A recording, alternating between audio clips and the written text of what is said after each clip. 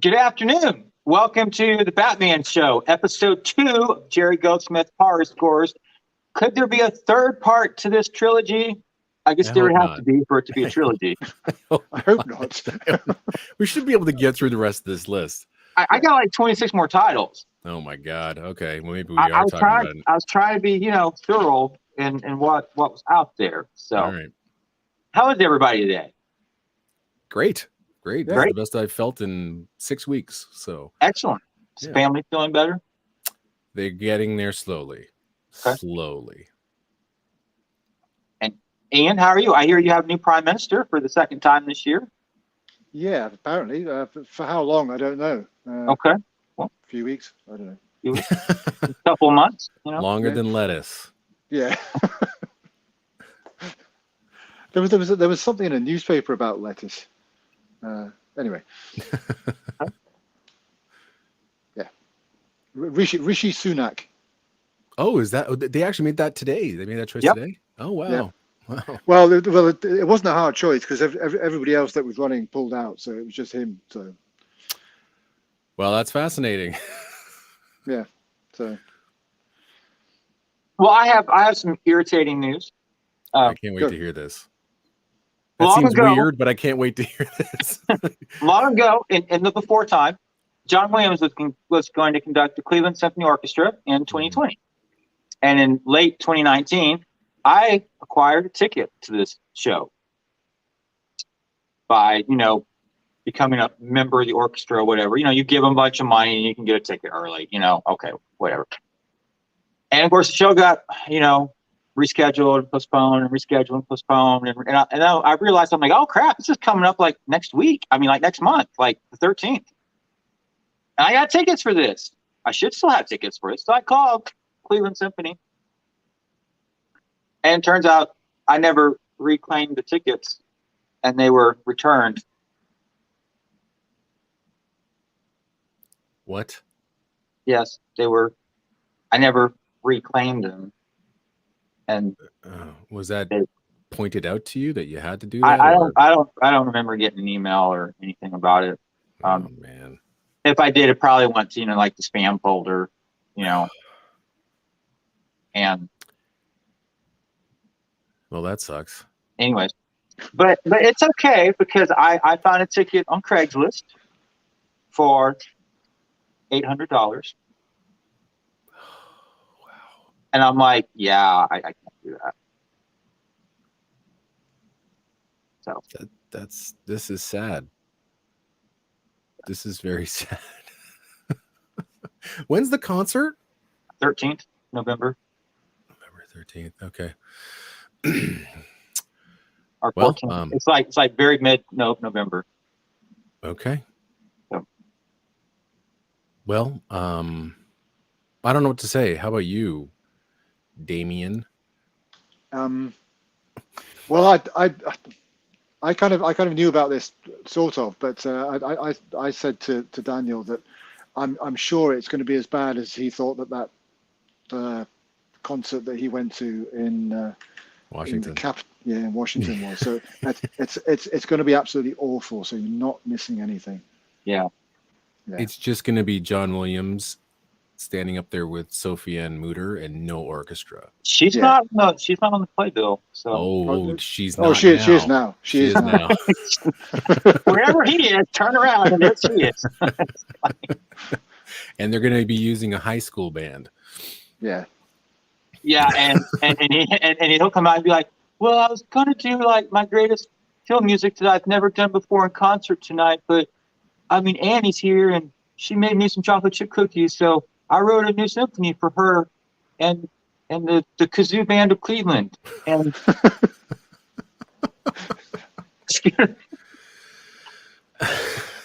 I'd be And interested in hearing the Kazoo Band of Cleveland, actually. all the lies we tell ourselves, yeah. Yeah. But it's She's okay. made me rewrite a lot of my own music that doesn't need rewriting so that she can play it in her own inimitable fashion, and it's going to be better than it ever was, and you're all going to love it. Yeah. But it's Well- fine. I mean, I don't really need to be going to Cleveland next month anyways. So Not now. I got things going on here. You know, I don't think there's many people that purposely go to Cleveland, maybe for the Rock and Roll Hall of Fame. But I mean, I actually do have a shoot coming up at some point. I am not sure whether it's at the end of November or not, or is it maybe sometime next year. But I'm like, we're going to Cleveland, and so I'm like, hey, I told my wife, she's like, yeah, let's go. I go, you realize it's Cleveland? And so we were looking up their tourist information, and it's a Rock and Roll Hall of Fame and a couple of other things you could probably do that. I'm like, oh my God. There's parts of the city that should just be firebombed and just forgotten. Yeah. I mean, what wasn't the old Cleveland stadium called the Mistake by the Lake? I mean, I think so. I think that's the city has adopted that now. So I apologize for anybody that's living in Cleveland, but I've heard it's a hole in the ground. And but hey, I haven't been, and maybe I will have a great time when I go. So who knows? They will never see this show because they don't have the internet in Cleveland.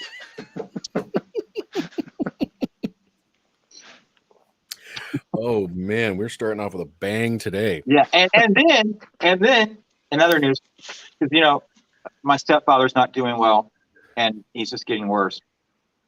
And you know, I was talking to my mother, and I'm like, they're looking at scheduling surgery within like around Thanksgiving, and I'm like, well, the Boston trip is like the week after Thanksgiving, so if Bob is having surgery the week of or the week after Thanksgiving, or even 2 weeks prior, I don't see how you can go to Boston. And I don't think it's right for you to pay for half this trip and not get to go on it. Right. So that trip is kind of getting canceled. That sucks too. Yeah. I'm sorry to hear that. I really am. All right. And then I watched the reincarnation of Peter Proud last night. Holy fuck! We just keep going downhill. Let me welcome the chat real fast. Please. We have Ian Clark. He says he's heard great men whisper about this fabled Batman show. Yes. And Big Al's talking about Poltergeist, may evil clown dolls never molest your soundtrack collections. They better not, because I got a Beretta right over there that's loaded and ready to go for those evil clowns. All the things are coming out today. Yeah. David Pinzak says, hail to the Lords of the Scores. Anders Falk, hello, how are you, good sir? Asking Birdman to whittle down a list is like Sophie's Choice. Yeah. Yeah. Yeah, I can cause a mess about the concert ticket. It doesn't change anything. The concert's sold out. They're not going to do anything for me. I mean, you know, it is what it is. So, that's true. You know, it's not the end of the world. The Kazoo Band of Cleveland, it's probably better than that DC orchestra you heard. Definitely, not a question in my mind. And David said he would drive up to Cleveland to meet you, Eric. Hey, I'll let him know when I'm there. Again, I'm not sure when the dates are, but I know I'm going.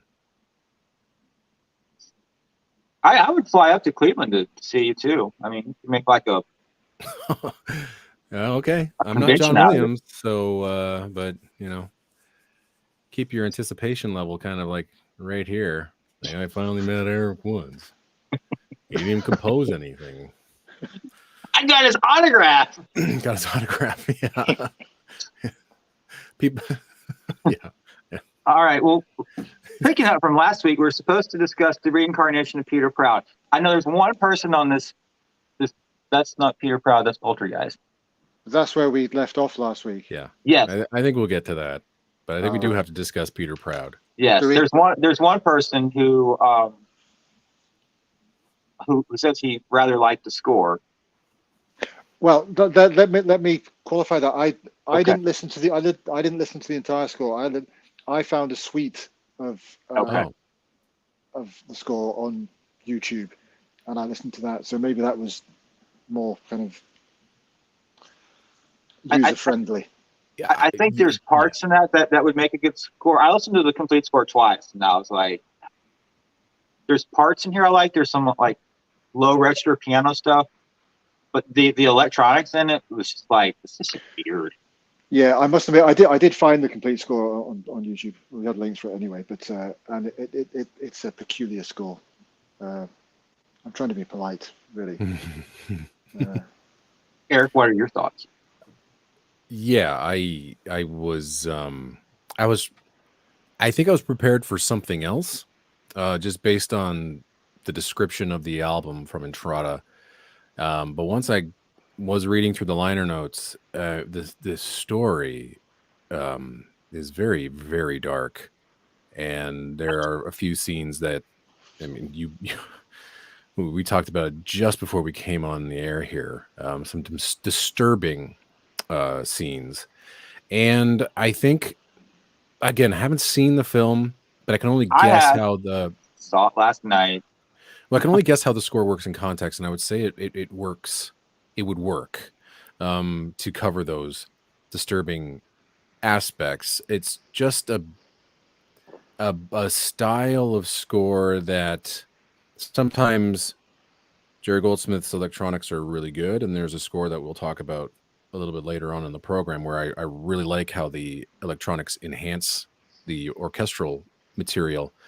But this one kind of bordered on that sound designy type of score where you clearly know what type of sounds Jerry Goldsmith is trying to produce, those messed up kind of confused computer sounds, which I think are just clashing far too much with the more tonal material, which I thought is beautiful. I mean, that opening track, that melody is lovely. And that's where I would kind of gravitate towards more so than all the electronic stuff. And it really, I don't think it plays very well in its complete form, and it really got quite obnoxious as I was getting through it. And it's funny, I was on one of the Jerry Goldsmith Facebook pages, and we were discussing Jerry Goldsmith scores that kind of leave us really cold. And a lot of the users were talking about, Jerry Goldsmith's synth-only scores like Criminal Law and I think Runaway is all synth. Alien Nation is mostly synthesized. But this is one of those ones where, the combination of electronics and orchestra just don't really mesh together, and it becomes much more annoying. And I know that there are Goldsmith fans that find some of his electronic work somewhat annoying, and other times they're more complimentary. So, this one was just, again, left me cold. I guess that's what it's supposed to do, but on a pure musical enjoyment level, it's something I will never return to. I'm glad that hardcore Jerry Goldsmith fans have this score. I would say that it sort of is in line with, the hardcore John Williams fans who like stuff like Images and sing the praises of Heartbeeps, where others would probably say that those are really too difficult to listen to or just outright ridiculous. So I think the Peter Proud score is more for those hardcore Jerry Goldsmith fans than maybe just the general film music fans who just like everything. I would say if you're a completist, you'll get it. If you're not, you can easily pass over it. So tell us about the film. Oh my God. Okay, well, it's free on YouTube if you want to watch it. And I found it odd because I watched Species on YouTube a couple months back, and there's a certain actress in that movie that doesn't wear a lot of clothes, but they cut out all those bits, and I was like, God, really, YouTube? What's the point then? Exactly. It's part of the story. It's a key part of the story. There's 3 hot girls in this movie who are without clothes a lot, and they didn't edit this out at all because it's just like right there. But so the guy Peter Proud is in bed with his hot wife. I think they're married, and he's having. Well, hopefully, if it's his wife, yeah. And he's having a nightmare, and he wakes up, and she's like, why are you saying the other girl's name? He's like, I don't know. She beat me to death with a boat oar and I drowned. And like, that's weird. But he keeps having like the same dreams, and he goes to like a sleep clinic, and they say he's not dreaming, and he say he's dreaming, and he starts doing some research, and he ends up meeting his former wife who killed him in his other life, who happens to be played by Lois Lane, although now she's older, and she has a daughter who he was the father of, who he has sex with in the movie, which I was trying to figure out if that counts as incest or not. I checked with a friend in Mississippi, and he said no. So, they know, yeah, they know. So then, like, Lois Lane figures out that this dude is the reincarnated version of her husband, and she's taking a bath and having adult playtime in the bathtub while she's having a flashback to her husband having non-consensual adult playtime together. And I'm just like, what the hell is going on here?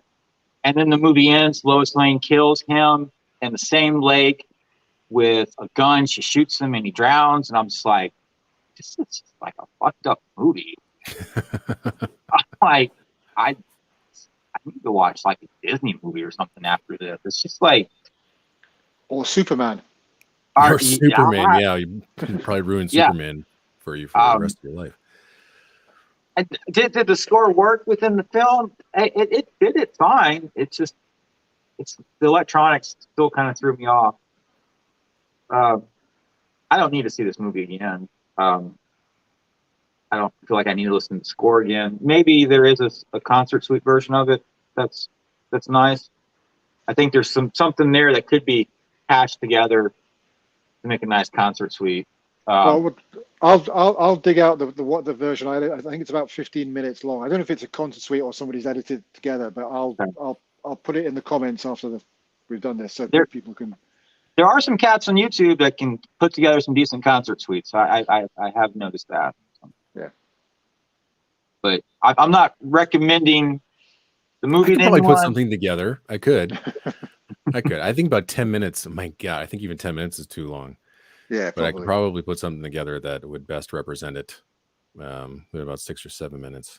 But I mean, from what I heard, there is some nice stuff in there. But the full score, I really wouldn't want to listen to it. No, it's really difficult.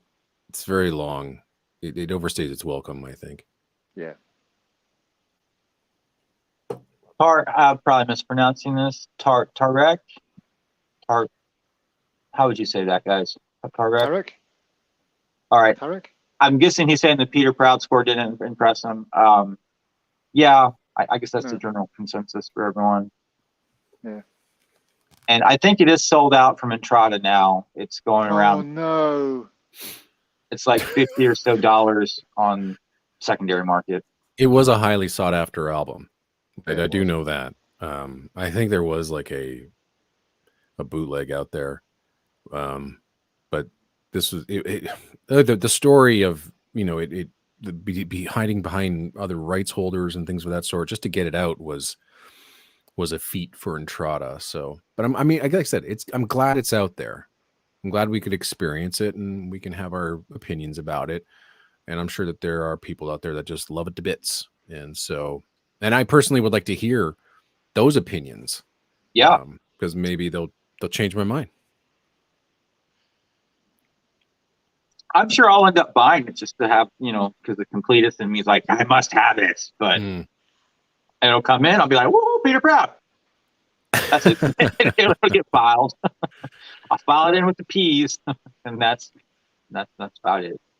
I'm a huge Jerry Goldsmith fan. I mean, it probably is my favorite composer of all time. But I'm personally quite happy not to have that. I mean, if somebody gave it to me, I wouldn't go no. I'd take it, but I'm okay with not having it. That sounds fair. It's a messed up film though. I was just like, I don't even want to think about all these implications that it's raising, and it's just and yeah, it's just like, okay. Yeah. So oh, go ahead, Ian. I was going to say, so Poltergeist. Yes, I also watched that one. Oh, Yeah. great! I'm ready. yeah, Let's go. Are you sure Steven Spielberg didn't direct this film? The official word is that Toby Hooper is the guy who directed the movie. There are accounts from people who were there on set saying that Spielberg was there every day, offering suggestions, helping it along. I'm not 100% sure why he didn't direct it, and I think it was because of the clash with DT, but I mean, he was always there, and I'm not sure whether there was something I heard something just recently about maybe a contractual issue. There was, yeah. So that's why Toby Hooper was brought on. But stylistically, this is all Steven Spielberg. And It of looks course, like Spielberg, Steven Spielberg, yeah, and Spielberg takes over all post-production. So this is his vision, clearly. But yeah, but Spielberg, I mean, he took out a full-page ad in Variety or something like that, just saying thank you to Toby Hooper for directing the film and kind of clearing the air of that. But yeah, it's for me, it's a Spielberg movie, definitely through and through. So what did you think of it, Daniel? I'm glad I didn't see it back in 1982 because it would have traumatized me. Okay. Visually, it looked very well. There was like some strange editing jumps I felt in the film. There is one. Yes. There's one which I've never noticed before, but Neil from Retro Reels pointed it out to me a couple of weeks ago because I bought it on 4K, the new 4K version of it. And he said, "Did you spot the glaring one that's always been there, but he thought they might have fixed for this one?" I said, "No," and he pointed it out to me. And once he pointed it out to me, it was like, "Why have I not noticed this before?" It's like there's a whole chunk of film just being pulled out, and nobody's noticed. It's when the Freelings go round to their neighbours to ask them if they've had any weird goings on. But there's just a weird cut where it's like it's in the middle of a scene, and it's just once you know it's there, it's just so jarring. It's odd. It's one of those things. I don't know how they let that through. It had everything to do, I think, with product placement. Okay. Oh yeah, Neil actually mentioned Pizza Hut. that. Yeah. So, reading the article, it's on thebeardedtrio.com. So the line, Carol Ann says, "Mommy didn't cook dinner," and Diane was supposed to say, "We'll go to Pizza Hut, all right?" And later on in the scene, Steve says, "I hate Pizza Hut." Well, the fast food company got wind of this and we're not happy with MGM. This complaint was late in the day when it came to the movie's production. In fact, it had already gone to print so quick that they needed a solution, hence the very rough and crude cut you see in the movie today. So it has everything to do with an angry fast food restaurant who makes highly suspect pizza. Yeah. So, and it's a weird edit. I mean, I don't know if there's any yeah. other way of fixing that, but yeah. Did you see anything else, Daniel, when you were watching it? Yeah. When the three paranormal investigators come to the house, and I guess I would call it like the living room, and all this crazy stuff's going on, and then it just stops, and the next scene they're just sitting down talking. I'm like, how did they get from there to there? Yeah, yeah, that is. It's just, yeah. I don't know if that's an editing thing. It's just a peculiar. You know, they've gone for this fraught kind of what the hell's going on to. Yeah, everything's fine. We're okay now. Yeah. Is there like a director's cut out there somewhere? No, not that that I know of. Okay. But apart from that, Yeah. what do you think of the film as a whole? I liked it fine. I thought it's maybe the first 15 minutes kind of dragged, but I mean, once the ghosts start showing up, it gets going.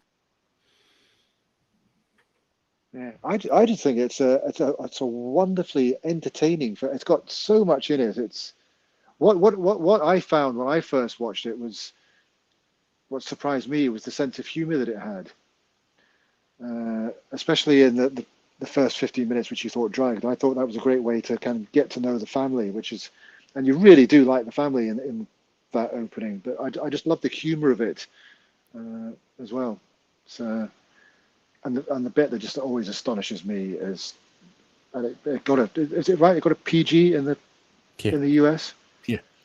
The Yeah. guy ripping his face off in the. Yeah. That's when How I is was. I don't. Again, because there was no in between, right? So Yeah. it wasn't until Gremlins that they come up with the PG-13 or Indiana Jones and the Temple of Doom. It was basically both of those movies was the reason why PG-13 came out. But yeah, it's I mean, you think about, imagine living in a world where, there was no in between your R-rated movies, unless there was, I don't know if there was even an A rating, and then your PG. And I mean, there was countless PG films that came out that were full of swearing, gore, violence, nudity, even that received PG, ratings.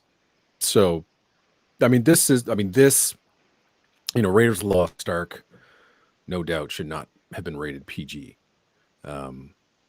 But even myself as a teenager watching Poltergeist for the very first time, like on a late night television, it came down to that pizza scene. Oh, sorry, not the pizza scene. The steak moving on its own, and maggots coming out of it, and then him just ripping his face off. I was like, I'm done. I can't do this anymore. And then it wasn't until I was maybe in my mid 20s where I finally found whenever it came out on DVD for the very first time, and I thought, okay, I got to watch this thing straight through. I mean, I enjoyed what I had watched, and then I was upset at myself for not continuing with it because I think it's a masterpiece of horror. The pacing at times. I mean, there's a ton of dialogue in the middle portions of this movie, but I think it adds to the mystery of the story, and I like that the reveal isn't until like right at the end.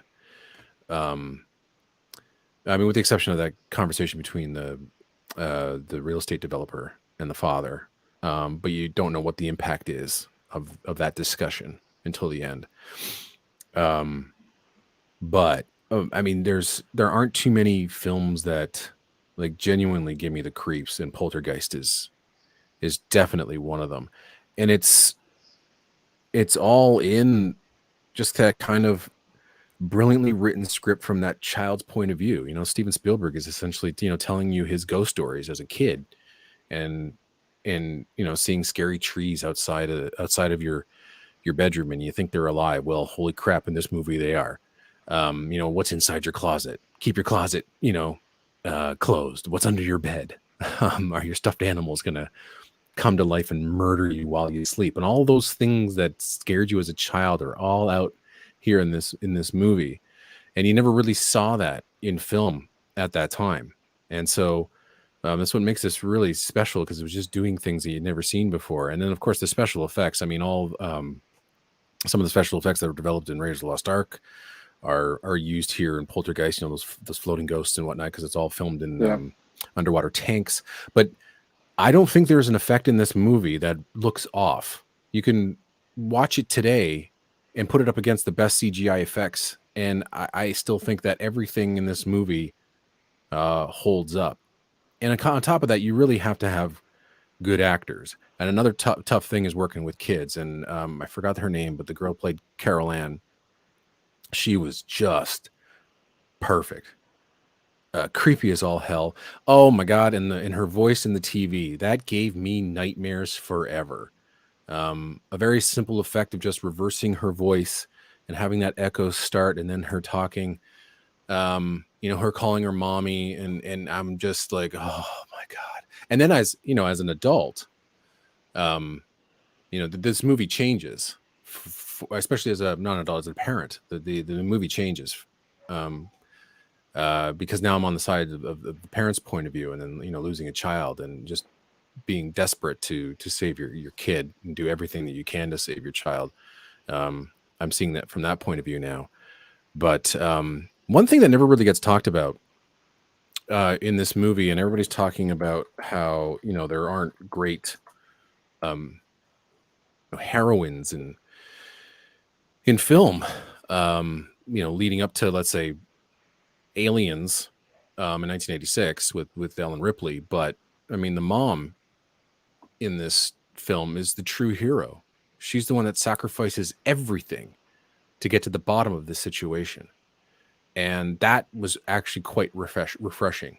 She's a strong woman and a strong mother that actually will do anything for her child and goes for it and does it. And when she goes into the light, into the closet, and then comes teleported down through the ceiling, and she's hugging her daughter. I mean, even my teenage self could well up, when little Carol Ann, finally, says "mommy," and you have that, oh my God. Then Jerry Goldsmith lays on Carol Ann's theme, on those bells, and you're just, wow. But Jo Beth Williams probably should have got an Academy Award nomination for this. I thought she was super strong in this movie, and her role in this film doesn't get celebrated enough, especially when you're talking about strong female characters in film. I mean, there's so much more I could say, but I think it's an absolute masterpiece that isn't just strictly horror. It's the bond of a family, and the love of your children, and the things that you do in order to, you would do anything for your kids, and they bring that all out in those dialogue scenes. But they still keep you within that atmosphere, and I love that most of it just takes place in the house, which is brave, really brave. And of course, one of my favorite moments is the stacking of the chairs on the table. You beat me to it. I wish someone was rolling behind the scenes just to see how they did it and how quickly they managed to do it. Because you realize once when that camera pans away from the breakfast table and goes to the kitchen, and then pans right back, it's like it's almost in an instant, and they have to make that change quickly. And I would love to have seen just a live version of that, because it's one of the most remarkable in-camera practical effects I've ever seen. And it's also, there's some spectacular scenes, spectacular, scary, kind of the beast and all that kind of thing. To me, that those chairs being stacked on the table is the most unnerving thing in the film. Right. Yeah. Because it's just because it's right there. It's not. There's no cut. There's no special effect. It's just. It's chilling. It's chilling. And that was the genius of Spielberg back then. He was just trying these camera techniques, and it's mind blowing that's how they decided to do it. Yeah. There's just so many great in-camera effects, like Carol Ann sliding across the floor. I love that. That's a lot of fun. But I mean, like I said, we were talking about the dolly zoom, down the hallway. That's the hallway. It stretches longer and longer as she's running, and it's like, well, I mean, if you want to, Toby Hooper did not come up with that. He totally did not come up with that. That's a signature Spielberg shot, and it's so simple, it's so easy, and it's abused now in films these days. They're just not doing it right. But everything about it, just the fact that just within your own house, there's so many terrifying things that could actually happen. Even from the swimming pool, them yelling about the Caroline might have drowned in the swimming pool. It's like, these things happen, and I think it's fantastic. What Daniel? What did you think of the score? Now that you've seen the film, because you knew the score beforehand, didn't you? You knew the music. I listened to it, bits and pieces mostly. Parts of it sounded almost like a lullaby to me. Mm-hmm. I really liked what he was doing with the brass and the strings, with the low brass, and just like it almost created like a sense of like thunder coming towards you with the brass. Did it change how you perceive or listen to the music now that you've seen how it's used in the film? Probably not, because listening to it, I'm like, yeah, this sounds like something ominous and creepy is going on. And now I've just seen it. So I did enjoy the film more than what I thought I would. It's like a forgotten Steven Spielberg film I haven't seen in 40 something years. Because I knew he was the executive producer, and I was like, oh, okay, and I heard like they say that, did he direct it? Did he not direct it? And I never really was that interested to go and watch it. Well, the script was based on his story, so yeah. So yeah, but I think there's some really beautiful music in there as well. Really, I mean, the bit that stands out for me, just beauty-wise, is just before Jo Beth Williams goes into the light, and she and her husband embrace, and that the music, it's like an old-fashioned romantic epic. Mm-hmm. Just that piece of music, it's just, it's giving me chills just thinking about it. It's just spectacular. But apart from all the other spooky kind of dread-inducing music, that always sticks in my mind. That piece.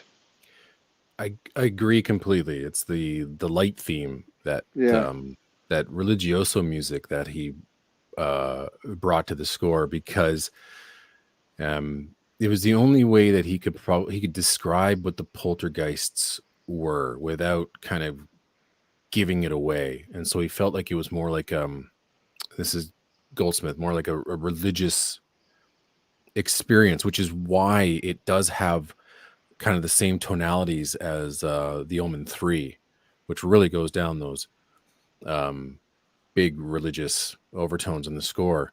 I also like the fact that, again, Goldsmith not telling you the obvious. So instead of constantly scoring the scares, he understands that this is a family story, and so that's why you have that lullaby for Carol Ann, and then you have that light theme, which I always felt was a theme for the family. And you're right, when it comes just that full version of it, when the parents embrace, is you don't hear that much in film scoring these days. And Jerry Goldsmith just went all out for that one, and it doesn't feel hokey. It's ridiculously manipulative, but it's what you need at that point, because you're just terrified out your wits watching this. But then you realize that, they're doing it. It's all for the family. It's all for Carol Ann. And that's that what's the word? Finding those emotions that aren't necessarily there, but just enhancing them. And I love that bit, because it really makes you feel that there's much more here in that scene, and in the film, there's much more to it than just a horror movie. But when it comes down to the horror stuff, by the way, Rebirth, that's the cue that we're talking about. I think it's about 8 minutes long. And Goldsmith, this is something that James Horner used to always do, but Goldsmith recorded it in one take. There are no inserts. There's no pickups. It's just one complete take, and it plays like this beautiful tone poem. And there's so many lengthy cues in this score too. They range from 6 to 8 minutes long, but they don't overstay their welcome. But they're always there, and there isn't even a wasted note. And that's what I think is so great about this score, is that every single note matters, especially when we hear the light theme for the very first time during the conversation in the living room. And it just hits you so hard. And that's why themes are important, because that theme then comes back later during a pivotal scene, and you remember it. And that's where losing themes in film scoring is a tragedy. But losing good themes, I mean, not just these 2, 3, 4 note motifs. I mean, really good themes that just that dig in and want to give you more. But Goldsmith scores, I think, are just an absolute masterpiece. And I mean, if E.T. hadn't won the Academy Award, I would have loved to have seen Poltergeist win it. And it was just great to see that Jerry Goldsmith had an opportunity to work with Steven Spielberg, not once, but twice, because he would work with him on Twilight Zone, the movie, as well. Yeah. And I've heard some reports that there were clashes about what they wanted to do. And I've heard a firsthand account that Goldsmith wanted to go down a more electronic route for Poltergeist, which eventually he did for Poltergeist 2.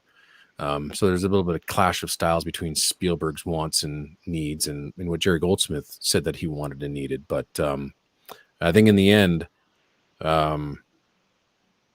it's a masterpiece of the genre, both in music and film. I just wanted to mention this. There's another part in the score, as you mentioned, where it's when Tangina Barons is telling that, you know, Carol Ann is in the house. This is that. And this is what this, and then she says, you know, hold yourselves.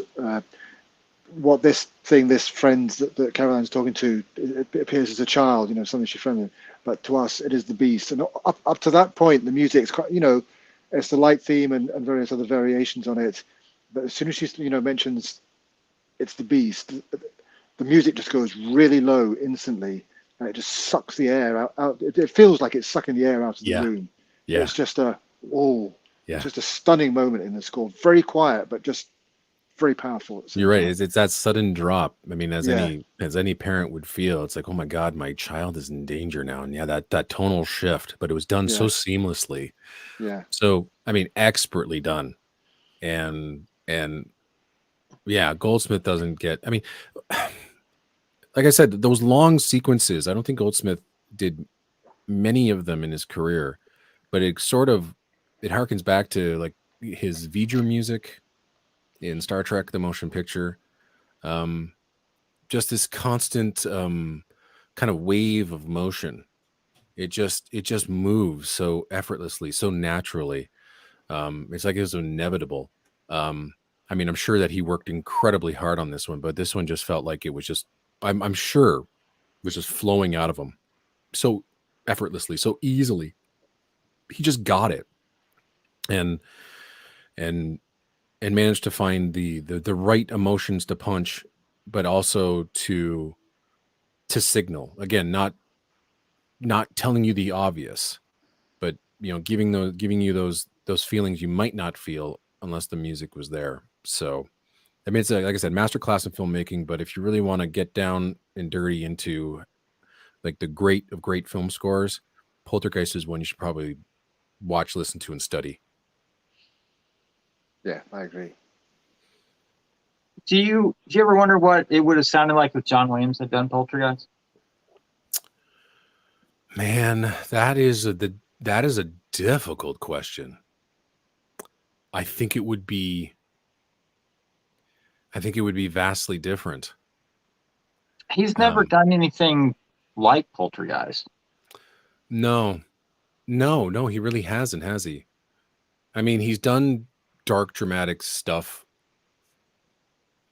I mean, with children involved, but those are real horrors, like Sleepers, real disturbing, horrific things that happen to kids. But this is more in the fantasy realm, and I mean, Goldsmith, I think, grounded the score into realism without going too out there. But I mean, like, you know, he gives you those kind of awe moments when, you know, the spirits are coming down the stairs, and but it's I don't know how John Williams would have handled it. I'm sure it would have been brilliant, but I think it would have been way different. Maybe the opening of the arc sequence at the end of Raiders, maybe give us something like that. Yeah, that's possible. I mean, they both did religioso music so very, very well, but I'd be intrigued at a Carol Ann theme from John Williams. I don't know. I mean, they're both vastly different composers as well. I don't know. I mean, again, you're looking at Williams kind of in that 10-year period of where he could do no wrong. In 1982 would have been, I mean, it would have been a 5-star masterpiece, no doubt in my mind. But I personally think that Goldsmith was the right voice for this one. But I mean, I couldn't see the film without Goldsmith's voice in it. I mean, it's a hindsight thing, but I'm trying to think of what Williams had done later on in his career that could match it. I don't know. Tonally, I mean, nothing close to Poltergeist, though. I mean, no, but like Ian said, if you take the opening of the Ark, if you took that and extrapolated it into an entire score, but yeah, I mean, I'm not saying that he wouldn't get it. I'm not saying it wouldn't have been amazing. I think it just would have been vastly different.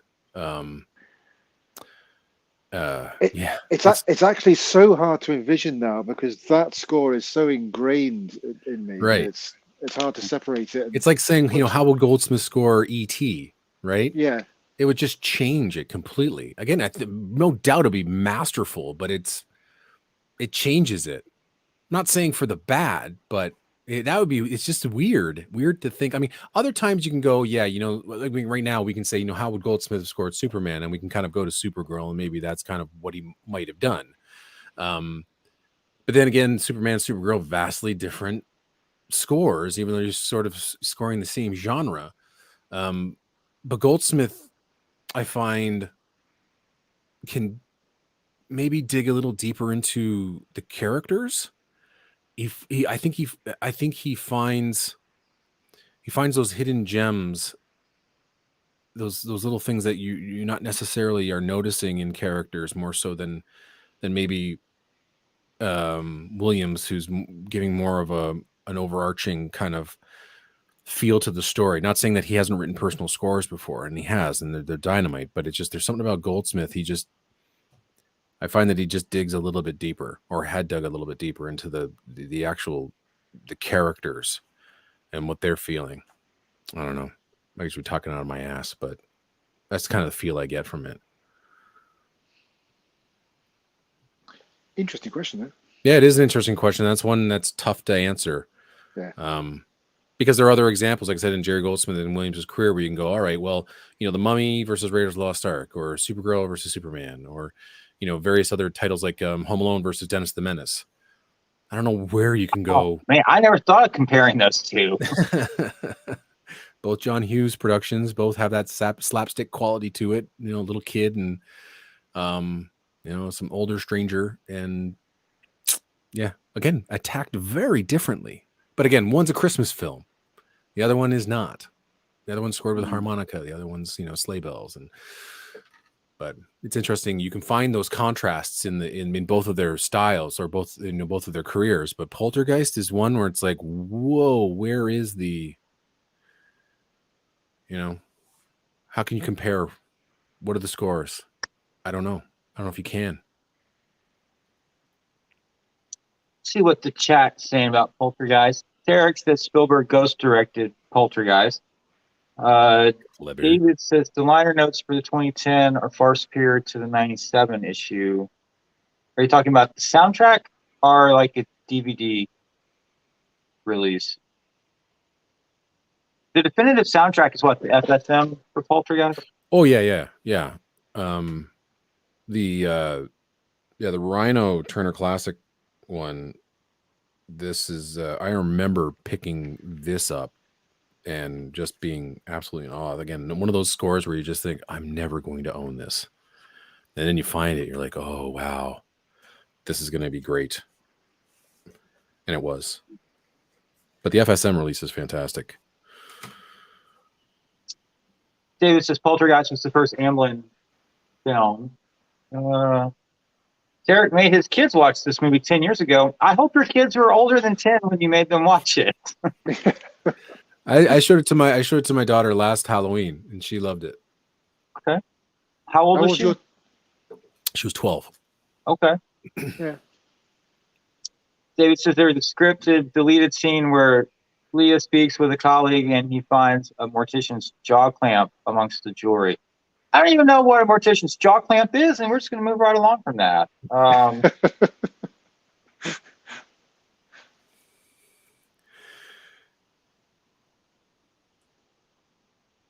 And Eric brings a great point, the double perspective of this movie. Joe Beth Williams was the mom, right? Correct. Yeah.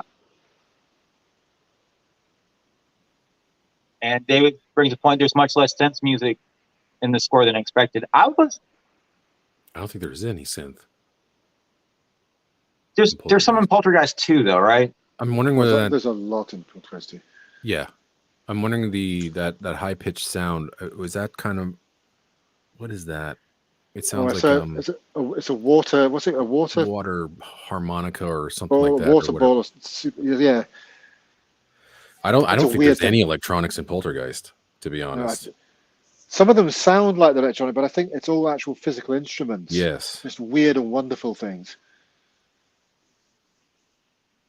David says this score proves the mastery of Goldsmith.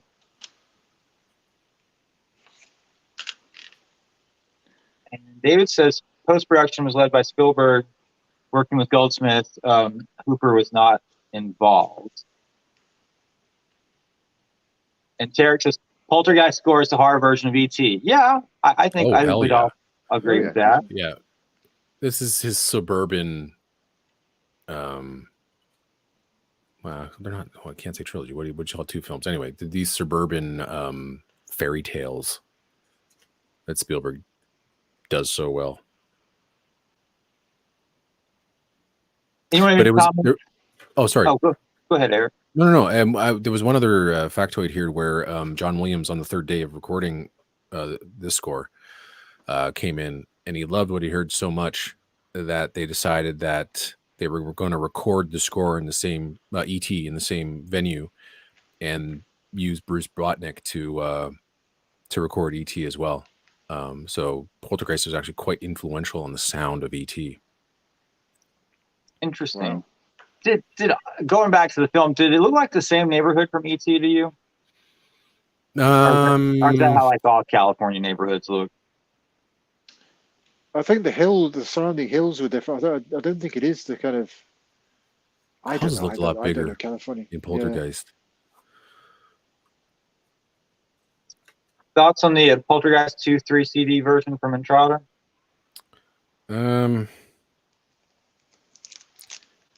I mean, it's not a score I revisit very often. I just remember the film being much scarier than the first.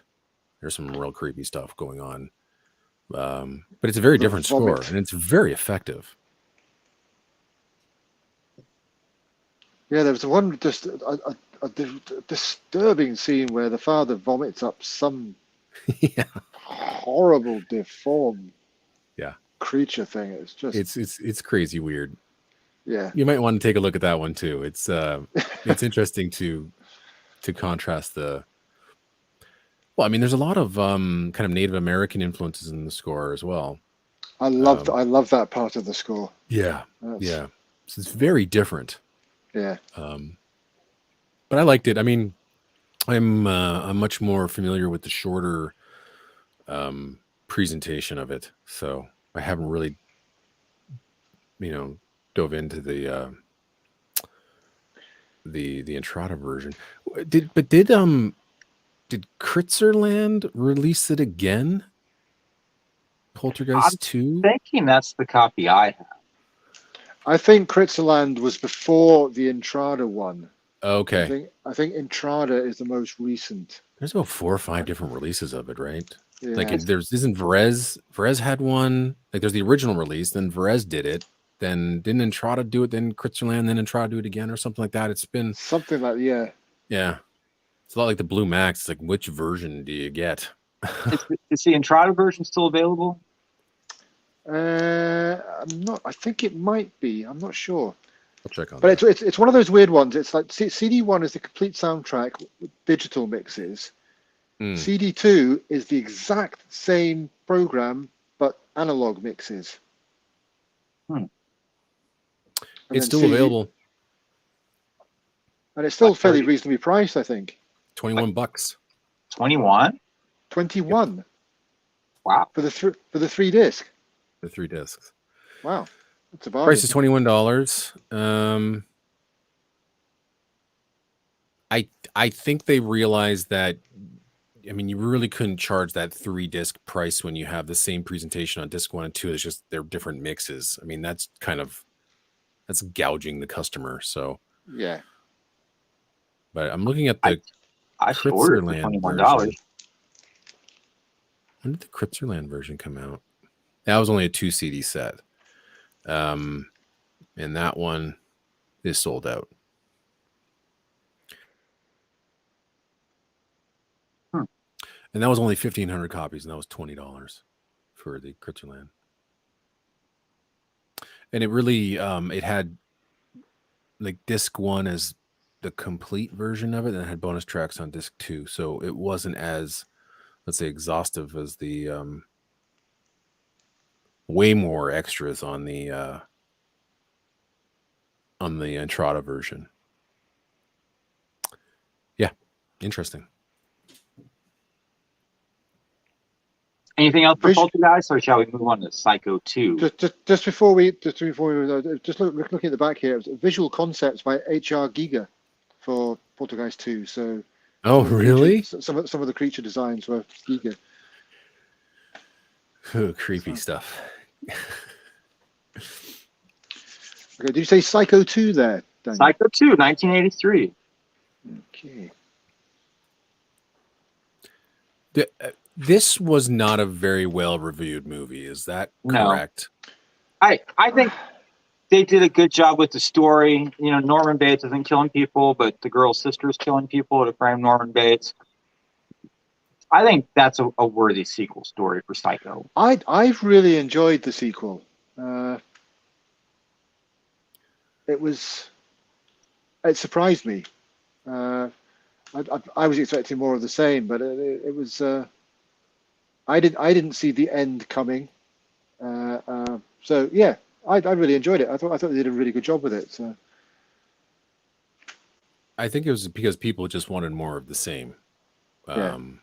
And then besides, the murder music opening up the album, I like the fact that this is a completely different movie, and that it's actually somewhat of a character study on Norman Bates and who he is and how he is the victim. But it's great to see what happens to him afterwards and whether he's changed his ways. And Goldsmith does that. Goldsmith explains that, those things and complements those things to a point in his music. I think his music is more mysterious and not dead on, but it's far more like, Herman's music, true horror. But there's something about this score that feels sympathetic, much more sympathetic towards Norman Bates, which again, just a wonderful way to attack this score, which then makes it completely different than Bernard Herrmann's music. And I'm glad, again, that Goldsmith went down that route. He was able to find his own voice to tell this story, and utilizing, the Bernard Herrmann score for this wouldn't fit because it's a completely different story. It's a completely different time. And so I think Poltergeist 2 as a score is masterful score. And I think the film is, very, very underrated. And again, don't be expecting to see just a rehash of the Hitchcock classic. Because so when you say Poltergeist 2, you mean Psycho 2? Oh, I mean Psycho 2. Yes, sorry, I apologize. Thank you for correcting me. But yes, Psycho 2 is a worthy film to watch because, it does something different for sure. But also you get this great Jerry Goldsmith score. And there's some, there's some really weird noises and sounds in Goldsmith's score. again, we were talking about the electronics kind of being off-putting in Peter Proud, but there's I mean, Goldsmith always using odd sounds and instrumentation, ram's horn, and the wind machine and Blue Max. But then you get this these kind of these whooshing sounds, and he actually uses I think a knife sharpening as part of his this percussive device in the score. It kind of reminds me of like Elliot Goldenthal. I mean, it's not the exact same way it's being used, but then you get like Elliot Goldenthal using scissors, snipping scissors in Alien 3. So I love that kind of stuff. Yeah, I think it's great. It's a wonderfully creative score. And of course, portions of it turned up in Legend in 1985. Is that a horror movie? No, it was a kind of not high fantasy. It was like a fairy tale fantasy film with Tom Cruise. Yeah, I mean, there's dark horror elements in it. I mean, essentially Satan is in it, but it's not that. It's not traditional horror. What about The Salamander? Is that a horror movie? I think we decided that wasn't. I think that's just some kind of misguided thriller. Yeah. Okay. What about Twilight Zone, the movie? I would say that has horror stories in it. Yes.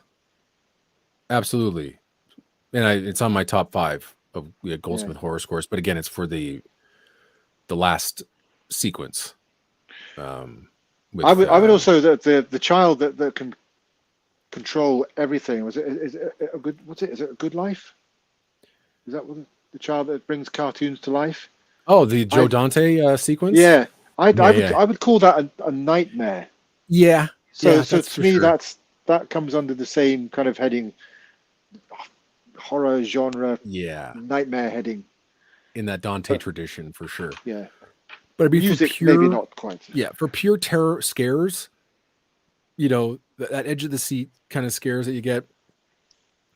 Nightmare at 20,000 feet is basically the best you're going to get. And it's freaking brilliantly scored. Absolutely brilliantly scored. Hints of what would come from Gremlins a year later. And, but I mean, it also contains, he essentially had to write 4 scores in one film. And then you get that recap of the end credits of every, thematic piece that he wrote. It's, when you talk about the great end credits of all time, Twilight Zone, the movie, to weave all 4 of those ideas into one coherent suite, only the best of the best do those types of pieces. And yeah, it's not a film that I've seen it a couple of times, and I was way more intrigued to see the Spielberg section kick the can, but that was actually maybe the worst segment in the entire movie. Yep. The opening sequence stories is the story behind that, it's absolutely tragic, but it's an interesting story, and it's very much in that Twilight Zone vein. The Dante one is bonkers. George Miller directed the opening sequence, the opening story. Is that right? He did that one? John Landis directed the opening. Which one did Miller do? Miller did the Nightmare at 20,000 feet. Oh, that's right. Okay, that's right. So yeah, if you want to get into it, you can find out exactly what happened, and some of these filmmakers probably should have gone to jail, based on what happened. Labor laws were ignored almost completely. It's too bad that people had to die to make this movie. Yeah. A lot of bad stuff happened on this film, and a lot of high-priced lawyers got a lot of money. Hollywood directors out of a jam, where anybody else they'd be in prison for a very, very long time for what they did. So, Yeah. but back to the score. Yeah, Goldsmith. It's a masterful score, and the key part of this is that it introduces Joe Dante to Jerry Goldsmith, and then we get that great collaboration. So Yeah, I must admit Which was- that. which Sorry, was sorry, go Gremlins. on. Yeah, absolutely. I was going to quickly say, you mentioned the end credit suite, which they call Overture now, from Twilight Zone the movie. That's probably the piece of music I've listened to most from the score for Twilight Zone. But the second most listened to track that I always go to it's a track called "A Face in the Window," and it's a scene where John Lithgow's sitting in the seat and the blind's been pulled down on the window so he can't look out, and he's looking at the blind, and I think the camera's slowly pushing out on the blind, and he's desperate to lift it up to see if he can see if the thing's still out there, and the music just slowly starts very quietly going din din din din, then you get the kind of that violin coming in, yeah, and it just builds and builds and builds until he opens it and it's there in the window. It's just. And Goldsmith Incredible. owns that scene. It's all Yeah. Goldsmith. You don't have it. Yeah. Take that, strip that away, and then tell me how you feel. Yeah, it's nothing. It's I love how playful it is too, because I mean the creature is a little playful son of a Yeah. bitch, right? And I think that's why. I mean Dante must have seen that and go, yeah, I'm doing this film about these little creatures, and I'm gonna bring this guy on who totally gets the subtext. Yeah. Right. Yeah. And yeah, that's what Twilight Zone. Yeah. Besides the tragedy behind it, thank goodness we got this score. And it was really interesting because I was so used to the original release, and they released the separate segments in suite form, but then to hear everything, it's unbelievable that Goldsmith was able to come up with all of those ideas just for this one project. Yeah. Quite amazing. Because it is 4 completely different scores. Yeah. And I'm wondering whether he attacked it as if he was scoring TV, because he would have to crank these things out back in the 60s, right? Every week. So, I mean, I think doing that, trained him for a score like this. And I think that's what's missing a lot in film music these days, where the composer's, first instinct might get tossed out because you're overthinking the project. And when you're in TV, and I know Michael Giacchino had said this before when working on Lost, it was like, one score is done, I have to forget that, and I just have to go on to the next one, and there's whatever ideas are popping up, I write them, boom, done, let's go on to the next one. And I think he attacked Rogue One the same way. It was like that came to him and he had no time to think. He's just like, I have to write, and whatever comes to mind, I've got to use. And I mean, I'm sure there were things that he scrapped, but I mean, that's what's missing now, where you don't get that training ground of episodic TV very much anymore. Like those 26 to 30 some odd episodes of a full season of television, where you're writing 20-30 minutes of music a week, and you're just churning this out, and relying on just your instincts and not overthinking. And I think that's missing quite a bit in today's film music or composers. They just don't get that chance to be under fire like that. And then that translates into working on film, where you might have to do something at the last second and you just churn it out without overthinking. But I mean, the technology has changed, and making those changes are probably easier than ever. But yeah, I think we benefited from having composers who worked their way up from, let's say, radio, TV to film, and had those experiences to write great music. If that made any sense. Yeah. Tarek says Goldsmith was a romantic guy. He injected sweeping, sentimental melodies in every horror movie, even in Alien. Yeah. Yeah. We discussed Alien extensively last week, and you could have multiple shows on Alien. I think Goldsmith wanted to, he scored those human stories as much as possible, and he didn't get too many chances, but when he did, you could tell, yeah, he really wanted to get into those personal, intimate human moments, instead of just scoring another action sequence. And going back to Legend real fast, Big Al is doing a rewatch of Legend on his channel in November. Oh wow, that was quite a project for myself and 3 other hosts on my podcast. We compared and contrasted both the Tangerine Dream version and the Legend and the Jerry Goldsmith version, and the different versions of the films. We did a 2-part series on that. So if you're interested, Big Al, give that the listen. And of course, we were quite unfair to Tangerine Dream, although we tried to be as objective as possible. And so you should be. But man, when you watch it, you realize just, I mean, it's not fair to them. I mean, how quickly they had to put it together, and they just boom scored it in their living room or wherever it was, and whereas Goldsmith had time to, like, I mean, even that waltz that he came up with. I mean, there's no way Tangerine Dream could compare, and just the scope of Goldsmith's score. I mean, I mentioned this maybe on this show, but I know I mentioned on the podcast or elsewhere. Just Legend remains as a score that just belongs on its own kind of pedestal. It's impossible to put it on, like, you know, these the best lists. It's just it's kind of over here doing its own thing, and you know, you study that and you listen to it and you're like, yeah, Goldsmith has never done anything like that before, and it's just kind of like top tier, god tier scoring. But yeah, if you're interested in listening to it, David Cassina, Jason Drury, Robert Daniels, and myself, we go through it.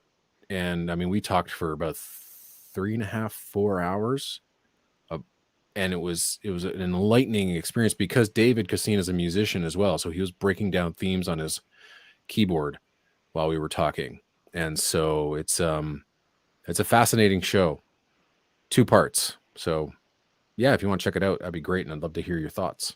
Yeah, definitely, I will do that. But I'm lucky. I've got every version of Legend. That's the director's cut, or the Ultimate Edition. Not necessarily the director's cut. But that's got the longest version of the film with Jerry Goldsmith's score. There's also the US cut, which had the Tangerine Dream score, and that version, which was the European and UK cut, which had the Jerry Goldsmith score originally.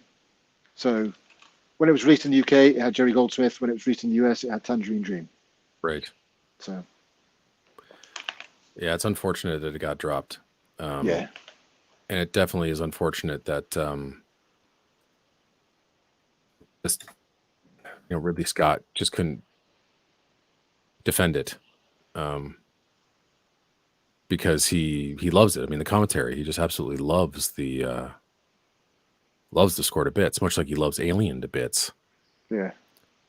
So, but I added I tried to get into the chat here on YouTube. I added the link to the first part of the podcast. I'm not sure whether you've seen it, but if you go to cinematicsound.net and just do a search for Legend, you'll find both episodes. Eric remembers walking out of seeing Legend with his head spinning and grinning. He stayed humming the themes instantly. I think I'm the only person that doesn't care for that. I don't think the movie's great. It looks nice. Yeah, but it's a bit of a mess. But yeah, you're right. It's beautiful. I just, I mean, the biggest issue was that the set burnt down. I mean, it was way more expansive, and it just felt far too contained in this one tiny little area of whatever this world is, and it just should have been as expansive, let's say, Lord of the Rings. I mean, there's just some gorgeous imagery. I mean, the unicorns running through the brook or the river or the creek, whatever it is, which then some of that footage was reused in the Blade Runner cuts later on. But yeah, it's a beautiful film to look at, but it's a bit of a mess. And I think the design of Tim Curry as Darkness is just absolutely stunning. God. And he's great in it too, right? Yeah. You don't have the right actor, but he's like, I never have thought that Tim Curry would. I mean, although I mean, we did see it, but I mean, just that kind of evil and darkness. Great casting, and you're right, great makeup. That's unbelievable. David just posted the link for Eric's show on Legend. Thank you, sir. And Eric says the dude who decides to replace Goldsmith's score should be stoned with Twizzlers on a public place. I kind of like how you put things together like that. That's very creative. Yeah. Yeah. It's unfortunate. It really is. So, a film called Gremlins, maybe people have heard of it. It's a Christmas film. One of the best Christmas films ever made. Right there, Die Hard. I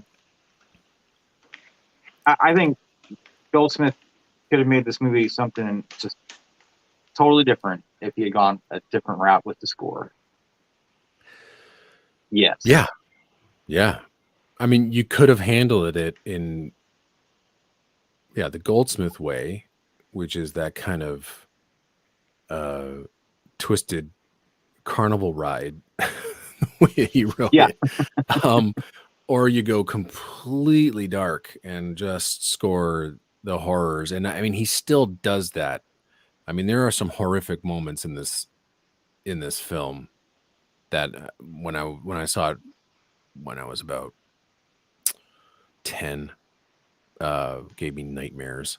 The imagery of the gremlins getting wet and their the bubbles on their back and stuff like that is like, oh, it just gives me the absolute creeps. But it's just, I don't think I appreciated it for what it was again until I saw it many, many years later. And it's just so much goofy fun. It's twisted fun as well. I mean, you don't know whether to be absolutely horrified or kind of laugh at the story of what's her face's dad falling down the chimney during Christmas. I found that hilarious the first time I saw that. Right? I cried. And see, there it is. And that's only, it's so twisted. It's so twisted. It's a funny story, but it's a tragic story. And you're like, I don't know how to feel. And I think that's brilliant. I remember seeing the trailer where the old lady got spun up her stairs and thrown out the window. I still absolutely die when I see that. I love all the little gags that were then expanded on in Gremlins 2. You can kind of see where Joe Dante wanted to go with this movie. And then was just basically given this green light to do whatever he wanted in Gremlins 2. And he finally was able to do all the weird and wacky stuff that he wanted to. But Gremlins is a wonderful kind of creature classic from the 80s. Great effects. I mean, the stop motion stuff is a little dated. But when Stripe, I think that's Stripe, when he's melting in the water fountain, is just gruesome. It is still gruesome today as well. Yeah. You don't. Again, it's really happening. It's in camera, right? And if it did that in kind of CGI, it really wouldn't. You wouldn't feel the same way. I felt with Gremlins, up until the tavern scene where all the Gremlins are getting drunk in the tavern. You take it kind of semi-seriously that, it's fun and there's funny bits and there's serious bits and there's kind of death and destruction. But you're still thinking, well, it's quirky up to this point, but you from that tavern scene onwards, oh, it's okay. We can have fun with this now. It's just right. Ridiculous. Yeah, I think they introduce all the kind of the horror elements to kind of scare you and make you feel a certain way at the beginning, with the teacher, giving the candy bar to the and you don't really see what happens, and I love that sort of stuff. The disgusting eggs in the attic. But again, getting down to it, Goldsmith kind of humanizes it and introduces that special relationship between Gizmo and what's his name? What's his name in the movie? Sorry? It's Gizmo and Billy. Billy. Okay. And of course the tune that he plays on the keyboard, which eventually becomes Gizmo's theme. And that's an interesting device as well, the interchange between diegetic and non-diegetic music. Don't get to see that too often. What's played on screen all of a sudden becomes the actual theme for the film. And that theme is just so sweet and heartbreaking at the same time, and especially Gizmo's little voice, Howie Mandel supplying the voice for that. And then so I just actually read that who supplied the voice for Stripe? Now I just forget. Megatron. Sorry, Megatron. Was it? Yep. Frank Welker. Was it Frank Welker? Okay. Pretty sure.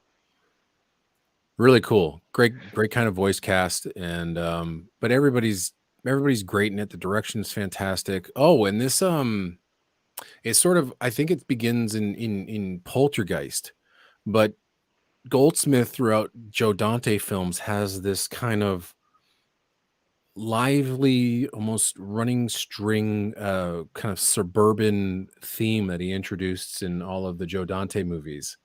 They're all very different, but they're all kind of in that similar style.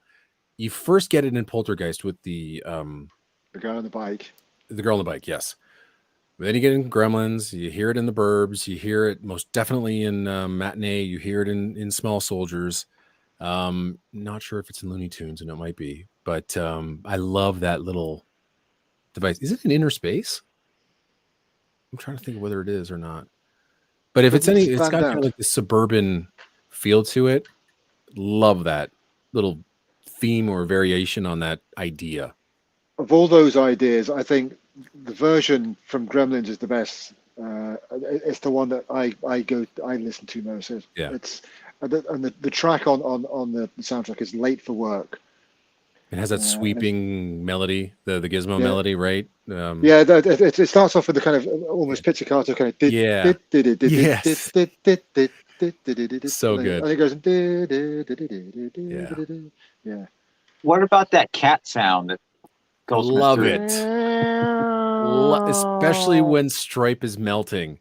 Yeah. I'm like, this is so great. It's so great. It's just so off the wall weird. Who else would have come up with that? Like, why is there a meowing cat in this score?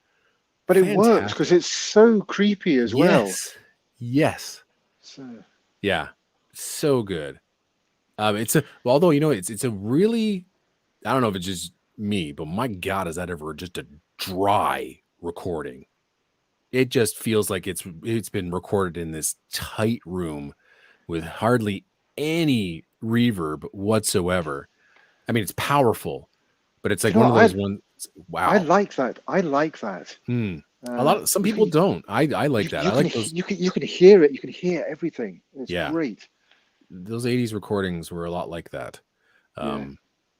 Very kind of tightly mic'd. The sound of Bruce Brotnick and Jerry Goldsmith recordings would definitely, back out as his career went on. But those earlier ones are just so tightly mic'd, just so forceful. There were two moments towards the end of the score. It's when they're getting ready to blow up the cinema, the theater, and they run out, and you get this really kind of serious kind of Goldsmith action theme as that that thing as they run out and getting ready. I always loved that, and then a bit later on, it's when Gizmo's in his little car. Yes. And he gets his own little heroic theme. It's kind of like this a galloping motif, right? Yeah. It's great. Yeah. It's so awesome. Such a great score. Yeah, absolutely. Yep. And it's FSM that's got the definitive release. Correct. Right? Yeah. That's And if the first time it had been ever Yeah. expanded. I think it's Crazy the to me. only release, isn't it? No, there was the I mean, the original's got like what, like 2 cues on it? it has an I think it entire had four- side had of like four. 4 or 5. Had 4. Didn't they call it a mini album or something, or something weird? Yeah, it's one of the rare LPs that I own. It was called a specially priced 7-cut mini album, Yeah, I've got that one. right? Yeah. And it has songs, 3 songs on side 1, and then of course there's 1, 2, 3, 4 score cuts. Yeah, you actually get that album on the Retrograde one. I don't know why I have this. I don't even know where I got it, but I guess it was one of those ones where it's like, oh my God, that's a clean LP. You just never know whether they're going to release it on CD again. And so you just kind of get it and that's it. Yeah, It's really, that's so stupid. I mean, at least you got 4 tracks, unlike like a year later where you got almost next to nothing from Back to the Future. 16 minutes of score. That's ridiculous. That's ridiculous. The dark times, my friends. Yeah, they were. Absolutely. Like, who thought that was a good idea? I mean, Geffen Records. I want to know what was behind the decision making of that. Silly, really silly. Well, I think at that stage we were probably lucky to get those 16 minutes. Very true. Yeah. It was great to have something. Yeah. And like today, Black Adam's got a 2-disc set since it came out. I just saw the length of that album. Jeez, I listened to the first 2 minutes of that thing. I was like, I can't do 2 more hours. I was right in my assessment, was I not? You were. It's annoying, and I don't think it has anything to do with the music. I think it's everything to do with the recording. It is just ear piercing, brick walled, like just a migraine inducing track. That opening one, I'm like, I can't do any more of this. I don't like the sound of it. It's tough to evaluate the rest of it because that first track is just so obnoxious. Anyway. Should we do Gremlins 2 while we're on Gremlins? I don't see why not. Or we could go in order. Yeah, the thing is, Gremlins 2 is not really a horror movie. Yeah, I suppose. But I think it's interesting. But I think, well, we talked about it last week. You know, it's just letting Joe Dante loose and doing whatever he wanted to, and it turns out to be one of the most delightful comedies I have ever seen in my entire life. Just some of the weirdest, wackiest stuff. 2 times. Well, I mean, the one that I laughed so hard in the theater, I could not stop laughing. And again, it's one of those twisted, cruel jokes that I thought was just the funniest thing ever. Was them strapping Gizmo down to the train tracks and running him over with a model train. I was like, that is it's so brilliant. And they're all snickering and giggling, you know, behind it. And I'm like, the way they tortured that poor animal. And I'm not a proponent of torturing animals or anything like that. But the fact that they just did this, you know, damsel in distress on the track and running him over with a model train was just ridiculously funny. And every time I see it, I laugh just as hard as I did the first time. But I remember being in the theater, I couldn't believe what I was watching. And just everything about it was utterly delightful. I think maybe the only time that I was really genuinely creeped out was the spider gremlin, because I'm deathly afraid of spiders. And so when I see that thing crawling up there, it's creepy. But of course, you know, Gizmo as Rambo saves the day. And again, what a great, you know, inside joke using Rambo material in there. It's everything about it just seems like the filmmakers are just having a great time. And I wish I could talk to Marshall Harvey more about editing that film. And he's on a film music chat that we have every couple of weeks. I would love to talk to him about Gremlins 2 in more detail, because it just seems like the most ridiculous, off the wall, crazy movies that probably should have been an absolute and utter disaster, but has turned out to be just this cult classic and one of the best Joe Dante films, I think. Again, because he was able to do whatever he wanted to. And also Goldsmith, with that relationship, was just able to open up his canvas and just go all out. And it's the New York theme that really captures me. You know, that first shot where you see New York and he has this fanfare going. You're like, what is this? And that's the beginning of the score. And then all the craziness that happens afterwards. It's coming at this score comes right at that kind of tail end up until like Total Recall, where he was still writing these complex scores, these crazy, out of this world music that nobody else was writing, and until he, kind of streamlined and simplified his style. But Gremlins 2 is just magic, absolute magic. So there's a theme that he used in Gremlins 2. I don't know whether it's for the idea of the hometown or, but it was that. Yes, that theme, which he then employs in a martial way when the really kind of crappy SWAT team are coming into the building at the end, and he gives it a kind of a really upbeat. Yeah, I love that bit. Yeah, the other time I laughed hysterically was when the army guy slips on all the slime on the floor.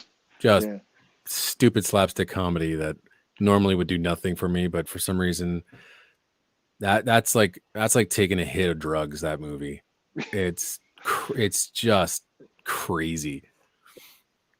It's like a perverted Muppet movie. Yeah, absolutely. And I mentioned that Key and Peele sketch. You have to watch it because even Joe Dante said, yeah, that's pretty much how the meeting went. Just coming up with stupid ideas and then saying, all right, we'll do it. Yep, we'll do that too. Great skit.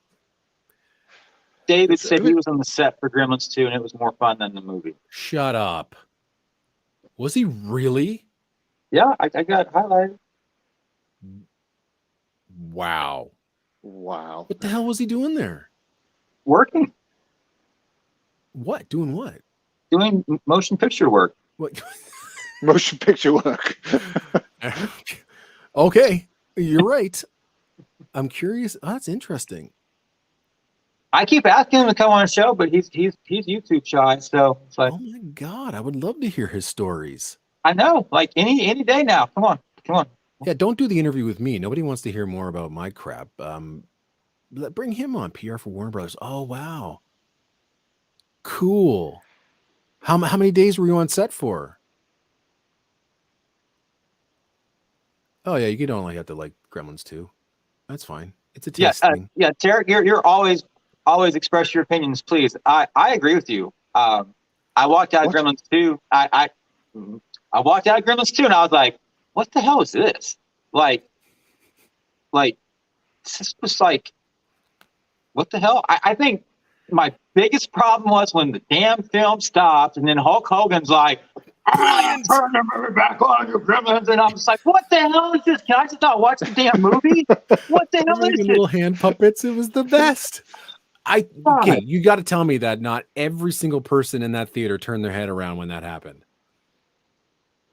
Because I know everybody in our theater went, what the hell's going on? And we all turned around. I want to watch the movie. I want to watch the movie. That's a great gag. That's such a great gag. It's one of those like 35 stupid ideas. They're like, yeah, we're going to do it. And it worked. I never saw this at the theater. Oh, I was so you got the video version. I was in the Falklands at the time. Mm. So when I came back, all the films that I'd want to see were gone. Anyway, I saw it on video with that crappy little video version they had with John Wayne coming in and scaring the Gremlins off. And no, it was. I mean, look, it's dated as all hell, even with Hulk Hogan in there, but it's still freaking hilarious. I think it's just a great gag. It's something you don't expect. Yeah. At all. And again, the Gremlins are just so they're just so much fun. That's the thing. They're just these evil creatures that'll kill you instantly, but they're just so much fun. Because they just have a great, weird, twisted sense of humor about everything. And of course, well, we can't talk about Gremlins 2. Well, even Gremlins without mentioning the cameos with Spielberg and Goldsmith in the first one. Then we get Goldsmith actually gets a line in Gremlins 2 with his wife. And I love that sequence. Those two Gremlins are awesome. Just kind of swimming in the candy and all that sort of stuff. But like when everybody starts taking all the potions and turning into different types of gremlins, it's magical. It is. Again, you could just like, all right, what, a bat one? Yeah, sure, a bat one. Spider one, great. One that can talk, absolutely. One that every time he burps, it turns into a tomato. The lightning one was my favorite. Was my absolute favorite. I loved him. I just loved the fact that the look on his face was he was just constantly terrified because he didn't know what was happening to him, and he's always, he's stuck in the telephone lines. But you can just see there's a weird kind of like worried look on his face while he's there, and the fact that stupid lightning gremlin's the one that basically ends them all. But it's just a riot, an absolute riot, and the fact they let them do it, I mean, good on them. There's another moment that made me chuckle in the film. Was it Tony Randall, the brain gremlin? Well, he's being interviewed on the TV channel inside the thing, and he's talking, and there's a gremlin just doing silly stuff next to him, and he shoots the gremlin in the face, and he says, "No, in that kind of that posh kind of Tony Randall way. Now, was that civilized? No. Funny? Yes. Civilized? Yes." But even the mechanics of that gremlin, seamless. The technology employed in that film was pretty amazing. It's a fun little movie. And again, I showed my daughter it a couple of years ago, and I think she had the same reaction as you, Dan. She's like, I don't know what in the world I just watched. She's like, what the hell was that? I'm like, Gremlins 2, honey. Gremlins 2. I was thrilled that Verseriban gave us a score, though. Yeah. I was thrilled about that. I listened to crap out of that summer. Yeah. And then they did the expanded release, and they got it out on LP. And on paper, I should like Gremlins 2 score more than Gremlins 1. Mm-hmm. But I always go back to Gremlins 1 way more than Gremlins 2 now. Gremlins 2, I think that and The Burbs are probably my favorite Joe Dante collaboration Goldsmith scores. But they're all good. I mean, they're all great. Yeah. I mean, that's a collaboration you'd love to just study and talk about. All diverse scores, all great scores. Again, a director just understanding his composer and just, I would say, giving as much creative freedom as possible to do what he wanted in order to provide the right tone for the movies that Dante was creating. I mean, besides Franklin J. Schaffner, I think Goldsmith's greatest collaboration was with Dante. I always got the impression with Dante that Dante would come up and say, "Look, Jerry, I think for this score, we should do this and we should do that." And Jerry went, "Well, yeah, that's good, but I had another idea." Honking horns. Yeah, absolutely. Yeah, do that. You know better than I do. You do that. Exactly. Yeah. Goldsmith, I think, was a composer you could trust to do the right thing, and I think he was just so tampered and toyed with way too many times. It almost maybe ruined him. And again, probably why he streamlined his style in the 90s. It was just, there's just nobody's appreciating what he's doing except for a handful of people, which is sad. Yeah, because you can tell that, streamlined, and then it's final score, Looney Tunes, and he's let loose again. Right? So, right? And you got a man dying of cancer at that time who can't complete the score, yet still is writing as if he was back in the 80s. That score is bananas. Absolutely crazy. And I'm surprised that Debney was able to come in and capture any of that style for the remainder of that score. But anyway, I digress. Let's get back to Goldsmith's horror. I got Amazing Stories. He did the Boo episode. Mm-hmm. Not familiar with that one. Yeah. I'm not either. Amazing Stories is not one that I reach for often, and I honestly don't find a lot of greatness in it, with the exception of Williams as the Mission. I say Georges Delarue's Dorothy and Ben is fantastic. Alamo Joe by James Horner is an interesting Western. Elfman, Family Dog, a lot of fun. But the rest of it, I have those 3 volumes of albums. I am so glad I have them. But I mean, as the Williams fan in me, I always go towards the Mission. Not even Ghost Train as much. Ghost Train is fine, but yeah, I can't recall what Goldsmith's Boo is like. From what I got, it's pretty much a weird and wacky score, isn't it? In that kind of Joe Dante tradition.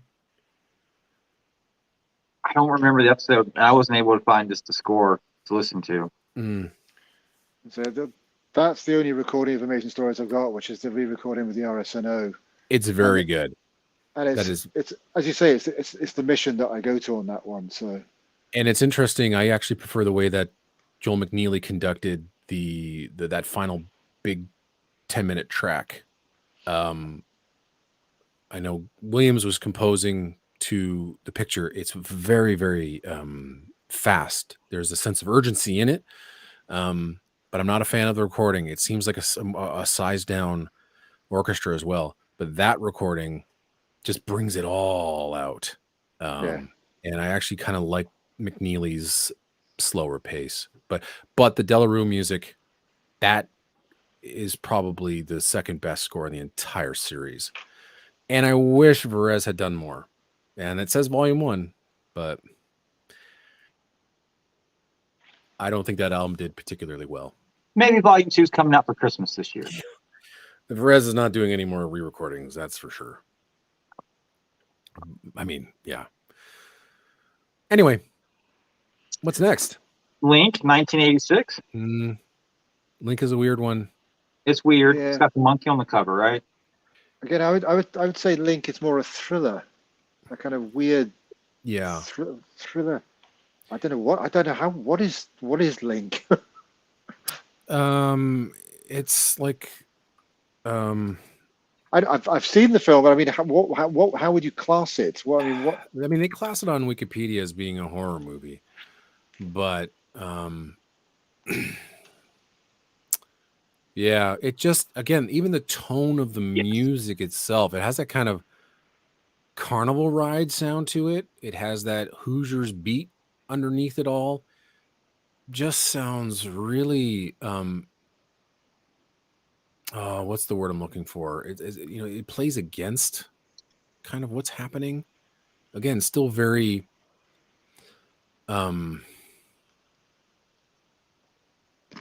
just really kind of weird and carnivalistic. It has that real I'm not a fan of like carnival music as it is anyway, but I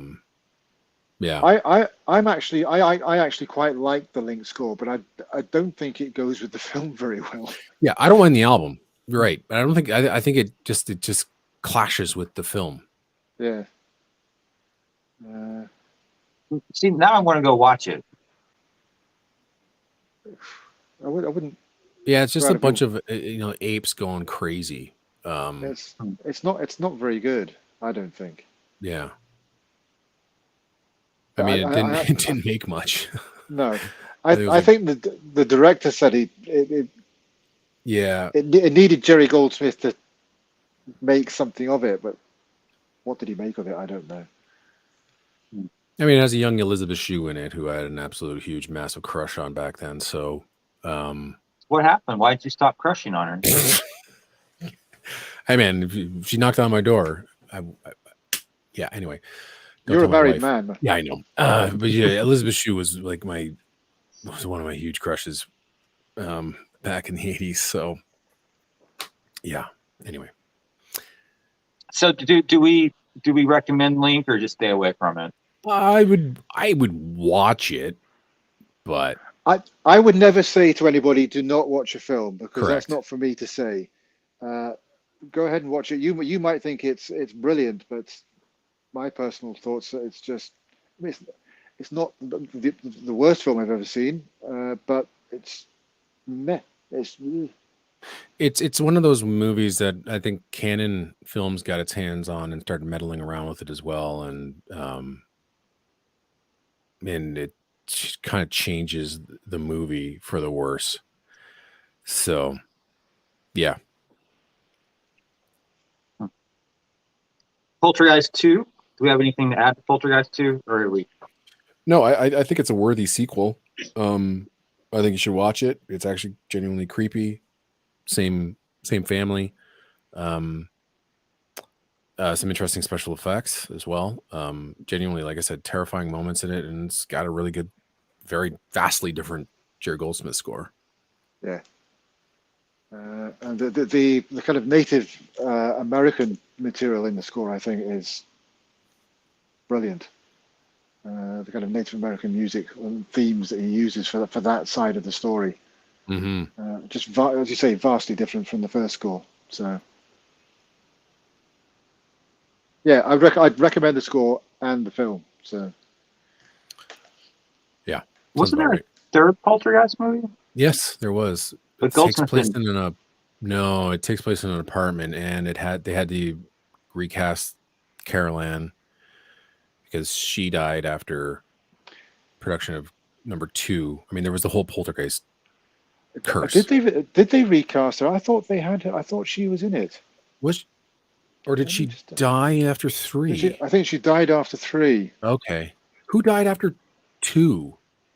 After 2, it was Dominic Dunn. The girl got murdered after number 1. The sister. Was that after number 1? Was it? Okay. Like murdered in real life? Yeah. But murdered by her boyfriend. I'm gonna look at Poltergeist curse. Oh my god, there's like articles where I remember watching like a 60-minute like Dateline special on it at some point. But 4 cast members died during and soon after the filming of the series.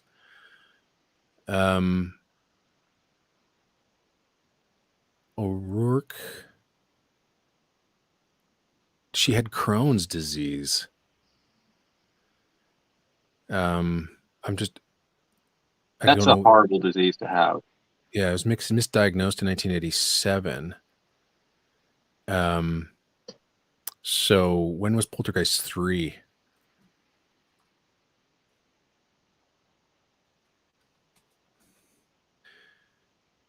She wasn't it. Okay, so she died after Poltergeist 3. Dominic Dunn, who played the original older sister, in 1982, her partner strangled her to death. 2 other cast members, the evil preacher came from Poltergeist 2, stomach cancer. Yeah, I think that wasn't really a curse. He was ill when he was cast in that film. Yeah, so.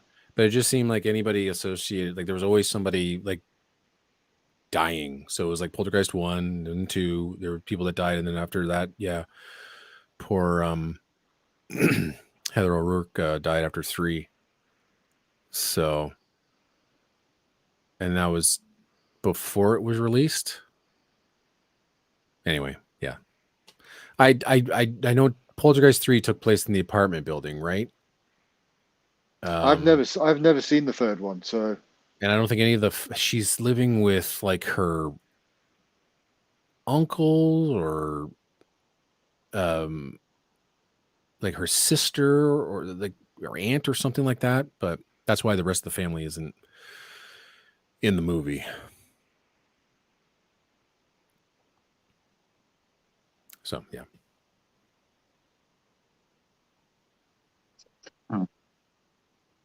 Leviathan? Leviathan is such a crummy movie. I've only ever seen it once, and the only thing I can remember about it is Peter Weller punching a woman at the end. Right. Yep. Yeah.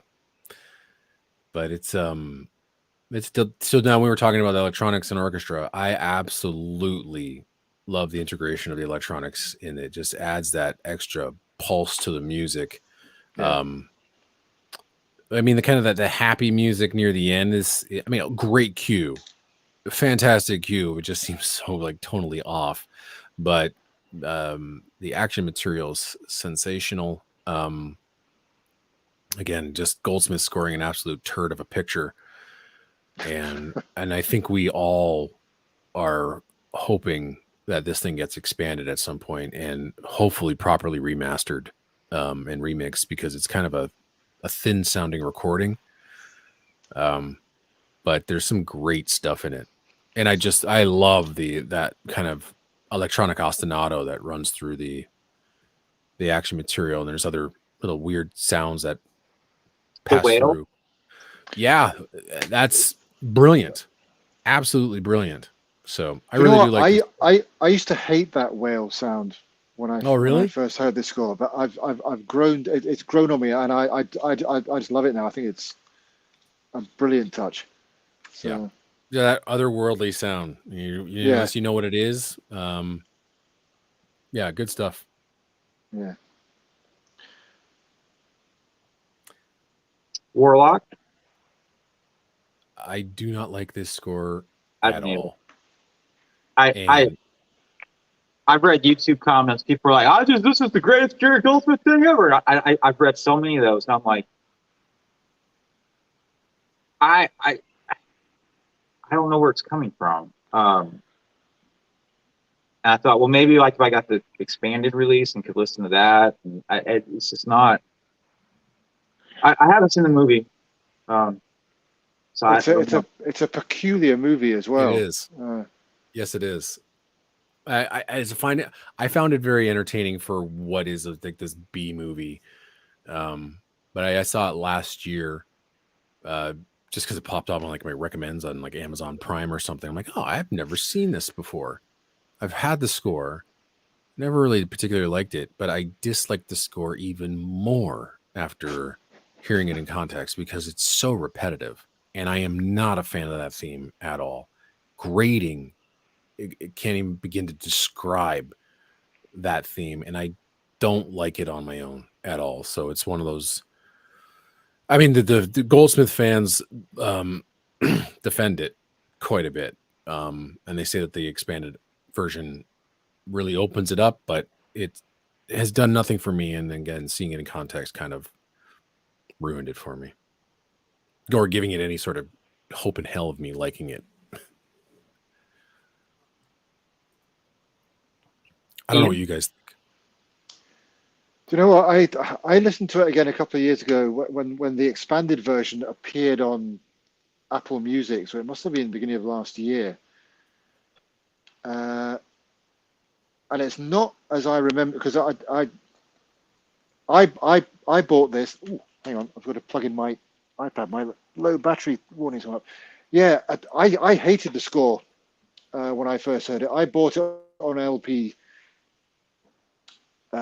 when it first came out, and it just I had no idea what I was listening to. It was just one of those, I listened to it once and then thought, yeah, okay, put it away. And then it was years later that I listened to it again, and it was maybe it was one of those things, getting older again. But beginning of last year, so somebody put on Facebook that, Warlock, blah blah blah blah blah. So I'll listen to it again, and I kind of enjoyed it. It sounded better than when I remember, but that theme is still a nothing thing to me. It's just a weird kind of, I don't even know how to describe it. It's just it's boring to me, the theme, and it doesn't really do anything for me. But some of the other music in it was okay. Yeah, it just pops up everywhere. Yeah, everywhere in the movie. They made some sequels to it. They did, yeah. Mark McKenzie's sequel score is fantastic.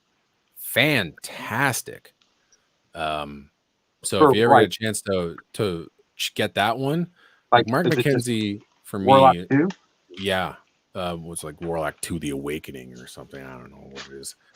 But it's one of his earlier efforts. Mark McKenzie is one of those rare composers that has never written a bad score in his entire career. I love his work so much. Yeah. Did he touch on the Goldsmith elements from the original? No. Warlock the Armageddon. That's it. But Mark McKenzie did eventually end up working with Jerry Goldsmith later on in his career. Wrote one of the key action sequences in the Last Castle. Did a bunch of orchestrating for him. So, and Jerry Goldsmith was championing Mark McKenzie's music because he'd play him stuff all the time, and so it kind of helped him get some jobs. So didn't Mark McKenzie work on Dances with Wolves, or am I thinking of somebody else? Oh, it's possible. He's worked with tons of people. I mean, he basically started off orchestrating, but he's a masterful composer. I mean, he doesn't write anything other like complex, but if you are looking for a composer who just like everything is out there, all the feels, you know, he just knows how to like he doesn't hold back when it comes down to expressing emotion in music. And so when you hear stuff like The Greatest Miracle, just beautiful stuff. Some of his Hallmark movie scores are absolutely gorgeous. But he's worked with like Danny Elfman. I'm looking at the list here. Danny Elfman, Mark Shaman, John Barry, John Powell, Alan Silvestri, and he wrote. He helped with Some of All Fears, Star Trek Nemesis, Along Came a Spider, and then was asked to compose like the big action sequence in The Last Castle. And he's not credited on the soundtrack album that was released by Entrada, the expanded edition, but the track that he wrote was called Prison Battle. And I'm not sure whether that's the same on the Entrada, but the first time I ever heard this track was Mackenzie had it out on his website. And it's dynamite. I mean, it's written in the Goldsmith style, of course, much like what Joel McNeely did with Air Force One, but it's great. It's really good. And you're thinking, this guy is such a gentle soul.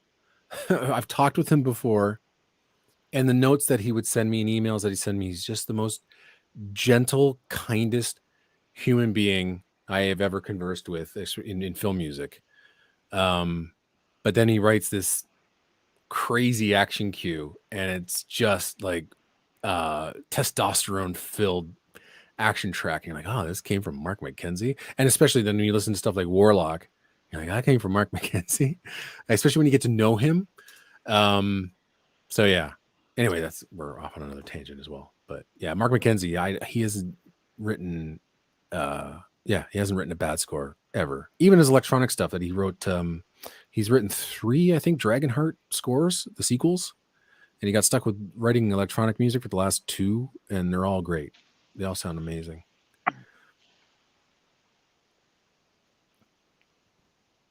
Burbs from 1989. Brilliant. Burbs. Love the Burbs. Yep. Do you know what I would love? I would love the Burbs in CD. Yeah, it'd be good if they. I mean, I guess I don't know. Would Perez ever touch that again, or would that be like a? I mean, I guess all of these. I mean, like Quartet's touching Perez titles, Entrada's touching Perez titles, La La Land is touching Perez titles. So I just don't know whether we'll see another Burbs release, but it's got to be out there. Everybody's got to be able to hear this. Well, I mean, it's on streaming now. Oh, good. The Okay. deluxe edition, so you can get it on Spotify and Apple Music. Fantastic. So it is available. So I got the LP, I think, from Waxworks last year. and it's the deluxe edition on the LP, isn't it? It's the Yeah, but that goes for silly money. Yeah, it's 3 figures. Yep. But it's again, not. It's kind of that goes that throwback B movie kind of horror, you know, the organ and all that sort of stuff. But it's again much more playful. The Morricone Western music, Nothing particularly scary. But it's a comedy horror, I guess. Maybe. Yeah, but But it's just a wonderful, wonderful creative score. and there's some callbacks to kind of pattern as well, with a new Yes. kind of military theme for Bruce Dern's character. You're right. Yeah. Uh, Yeah. Delightful. the little yapping dog kind of. Oh my God. Right. I forgot about that. I love that. I love it. Again, only Goldsmith would do it. But that is really on the nose. Unlike the cats in Gremlins, right? Here you got this little yappy dog motif, but it's so perfect for that freaking dog. So what a sense of humor. What a delightful sense of humor. And I love it right at the end of the end credits. It goes dun dun dun dun dun, and then there's just a smashing crockery sound right at the very end. Yeah. And that's it. Yeah. Yeah. So delightfully creative. Wonderful stuff. Yeah. Sleeping with the Enemy, 1991. Is that a horror movie? I would say that's a thriller. Yeah. Okay. Basic Instinct, 1992. Thriller. I would call that a thriller. I mean, That's a Y'all film never noir. been on a Tinder date, have you? That is well, an no, X-rated film noir. yeah, I mean, a great score, but Matinee, 1993. No. No. I mean, it's that is a celebration of film that has a producer who creates B monster movies, but it has nothing really to do with. I mean, it has the horrors of the Cuban Missile Crisis, for sure, but it's a love letter towards the cinema and escapism, more so than it is about horror elements. I watched it a couple of months ago, and it's a really good little film. It's a really good little film. I saw it when it first came out, dismissed it because it wasn't what I was expecting. But again, when you see it again, it is probably the most underrated Joe Dante film out there. It's the most understated Joe Dante film as well. I was the same as you. I mean, I enjoyed it when I first saw it, but I was expecting a Joe Dante film. I was expecting wackiness. Yes, and it's his most controlled film, I think. Yeah, it's very grounded. Yeah. Grounded. It's probably his most grounded in reality film that you can get. That actually has a message, commentary, commenting on something that's happened in the past, and it's and the two great speeches that John Goodman gives about film. It's just wonderful love letters towards film and what film does, and it should be revisited more often and celebrated more often, I think. And it's got a great score too by Goldsmith. I was disappointed with the score when I got it. It's like what you said, it's a restrained Joe Dante film, and it wasn't what you were expecting. And the score was not what I was expecting. Right. And I have not seen the film. The score did feel very restrained for a Joe Dante, Jerry Goldsmith collaboration. It was. And I made the big mistake after watching it, thinking that Goldsmith had written two scores, one for the main film. And then I thought that he scored all the monster movie stuff. Because that would have been great. It would have been right out his alley, but that's all previous music. So, but there's a really, really cool military motif in Goldsmith's score that wasn't on the original album. And, if there was anything that expanded album gifted to me was that cue. And I think it's about 2 minutes long, but I've always wanted that cue ever since I saw the movie.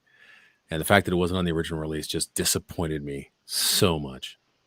So I'm glad I have that. It's not even 2 minutes. It's 1 minute 22. But it's just so good. It's so good. But yeah, if you haven't seen, anybody out there that hasn't seen Matinee, please go out there and find it. It's a really good movie. And it just got released a couple months back. Oh, did it? Within the past year, I know. Yeah. I know Arrow Video did a special edition with loads of extras on. So it is out there. It is available. So Yeah, yeah. it's wonderful. What about The Vanishing? Is that a horror movie? No. I mean, Again, being kind of like a kidnapped and murder buried alive. mystery thriller, but I don't think it's, again, not in your traditional definition of horror movie, Okay. where it's like, your horror is the key thing, if that makes any sense. But that's what you're Malice? focusing. You think Malice is a horror movie? No. I don't No, think so. Malice is just a straightforward thriller. Yeah. Okay. Or kind of, yeah. Congo. No. I think getting beaten It's death by apes is kind of scary. Yeah, but it feels more like an Indiana Jones picture than horror. I know there's one person on this show who hates Congo. Well, I mean, it's Amy's terrifying. I don't even think the ape effects are great in this movie. But I don't find it to be horror. It's an appalling film. Congo. It is. It's bad. I really like the score. Yeah. But no.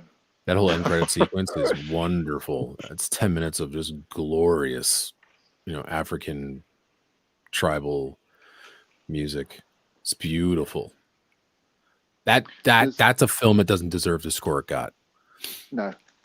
There's a track on here, when you revisit a score, there's a track you tend to go to first for listening to, and then the track I always go to first, and I never know how to pronounce this. Kahiga. It's only just over 2 minutes long, and it's an action track, but it's got a wonderfully kind of Goldsmithian, heroic kind of fanfare kind of. It's just wonderful. But yeah, take it away from the film, please. It's just Ghost in the Darkness. I swear, again, I would call it more of a kind of an adventure film, because it's got horror elements in it, I suppose, with some of the. But it doesn't feel like your traditional horror film. I mean, it has maybe elements of probably Jaws in it, but it doesn't feel like a horror movie. yeah, I wouldn't define it as. Sorry, go on. Star Trek First Contact. You're bordering on. I mean, yeah. I can understand why you put it on the list, because again, it does have kind of border like creepy, zombies. Yeah, and some of the things that they do to. What do they call it when you get taken over by the ball? Simulated.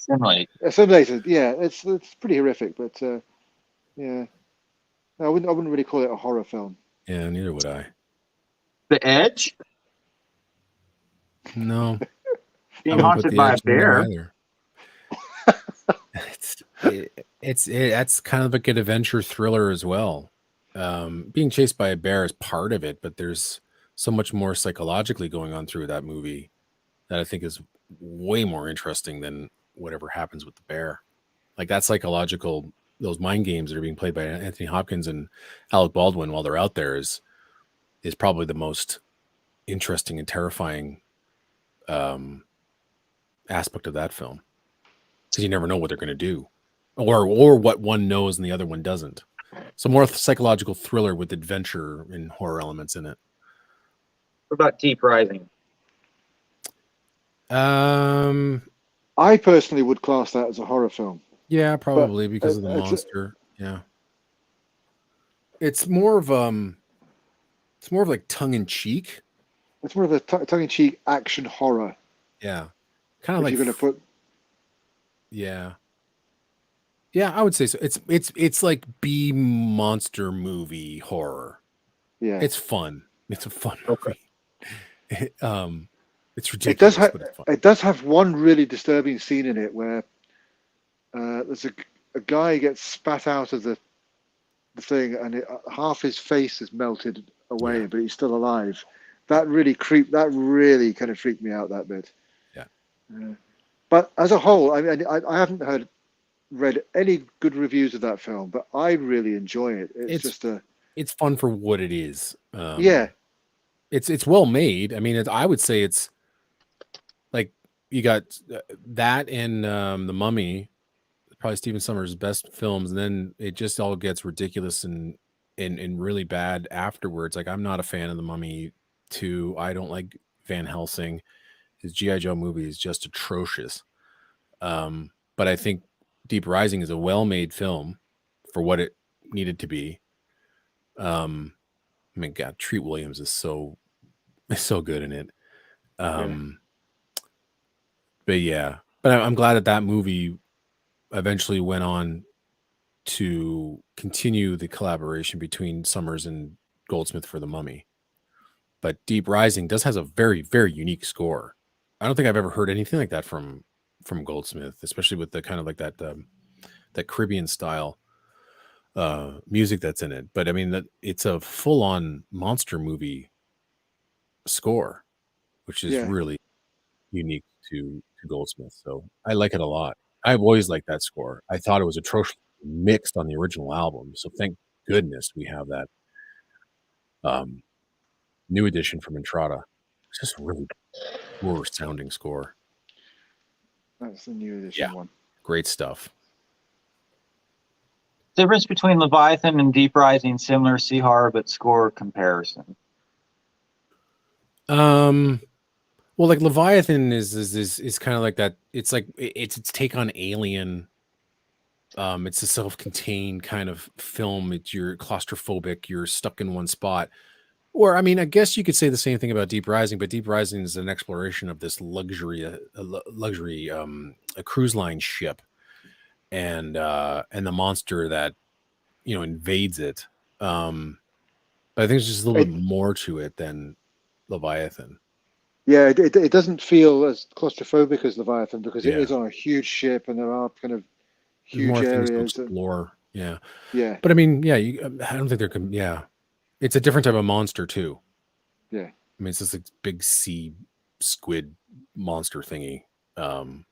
It's a lot of fun. It's fun. It's fun. Yeah, it's ridiculously fun. And it doesn't pretend to be anything other than what it is. It's correct. Yeah. So. Where Leviathan's probably taking itself a little bit too seriously. Yeah. Mummy, you consider that a horror score? No. I would classify the original in the horror genre, yes, but this one is Indiana Jones action adventure with like supernatural shit happening in it. I mean, there are some scary moments, but I don't think it's just based on the way the whole film opens up. It is a nod towards the great action adventure epics. I mean, God, all the extras riding the horses, towards O'Connell and his gang of soldiers right by the tombs. I mean, just you don't see that in film these days, and it just kind of it reminds me of like David Lean. Great, expansive, wonderful widescreen photography, but it really feels like it goes for that Indiana Jones feel without really ripping it off and actually being its own thing. O'Connell is so different than Indiana Jones, but it still feels like treasure hunters in the 1930s. But it's still going. It's going for that same vibe as those big adventure films from the 50s. Yeah. Without referencing Indiana Jones, it's just a style of filmmaking rather than it's its own thing, which is unique.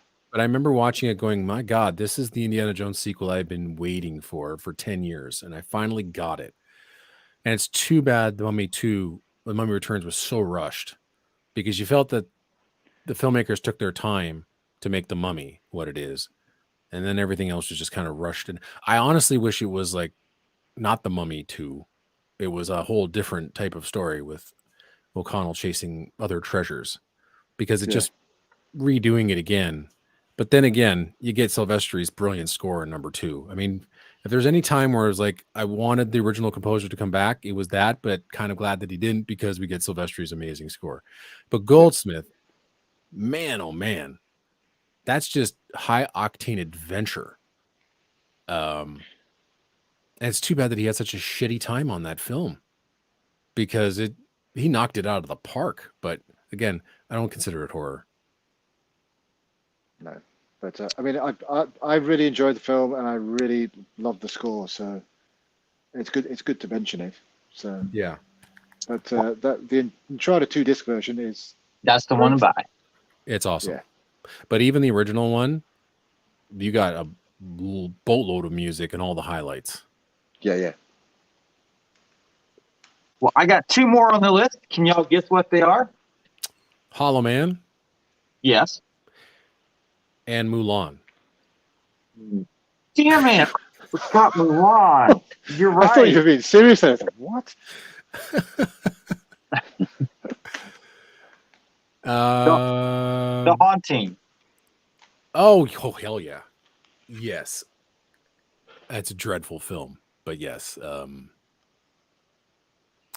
It's an interesting score. Again, that's the one that has like carnival music in it. And I'm like, And you know what? That carnival music is the one they always put on compilation albums. And I thought, why? yeah. There's other stuff on there that's better. Yes. You know. What was that? What's the name of that track? It's really great. It's like one of the big, the finale cue that they've actually put on like track 2 of the original Terror in Bed. Terror in Bed's fantastic. Again, great That's right. kind of yeah. electronic pulses and things like that in that score.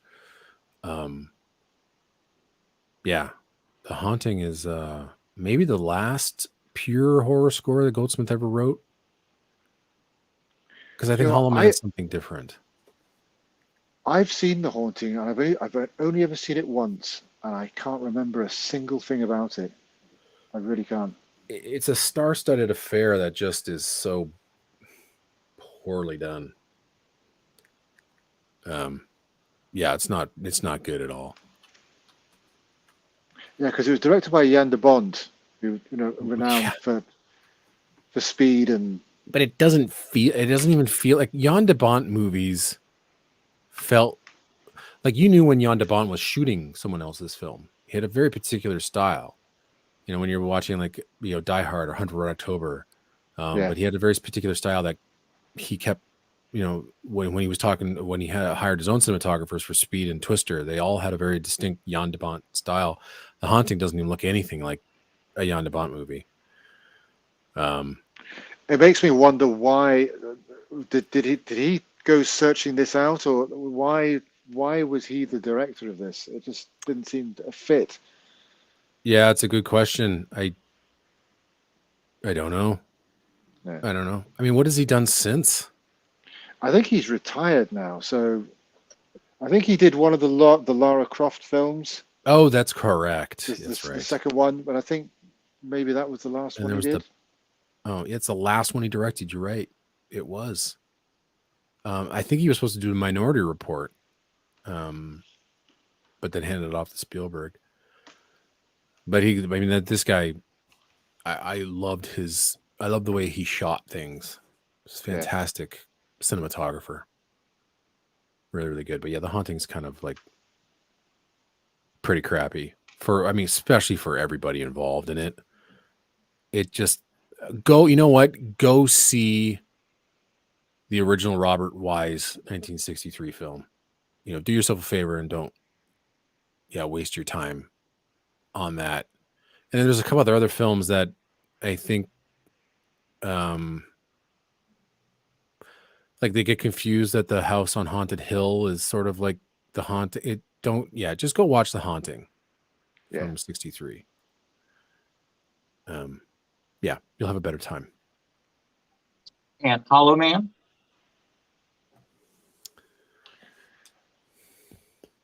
I suppose it depends on your sensibilities about whether you call it a horror film or not.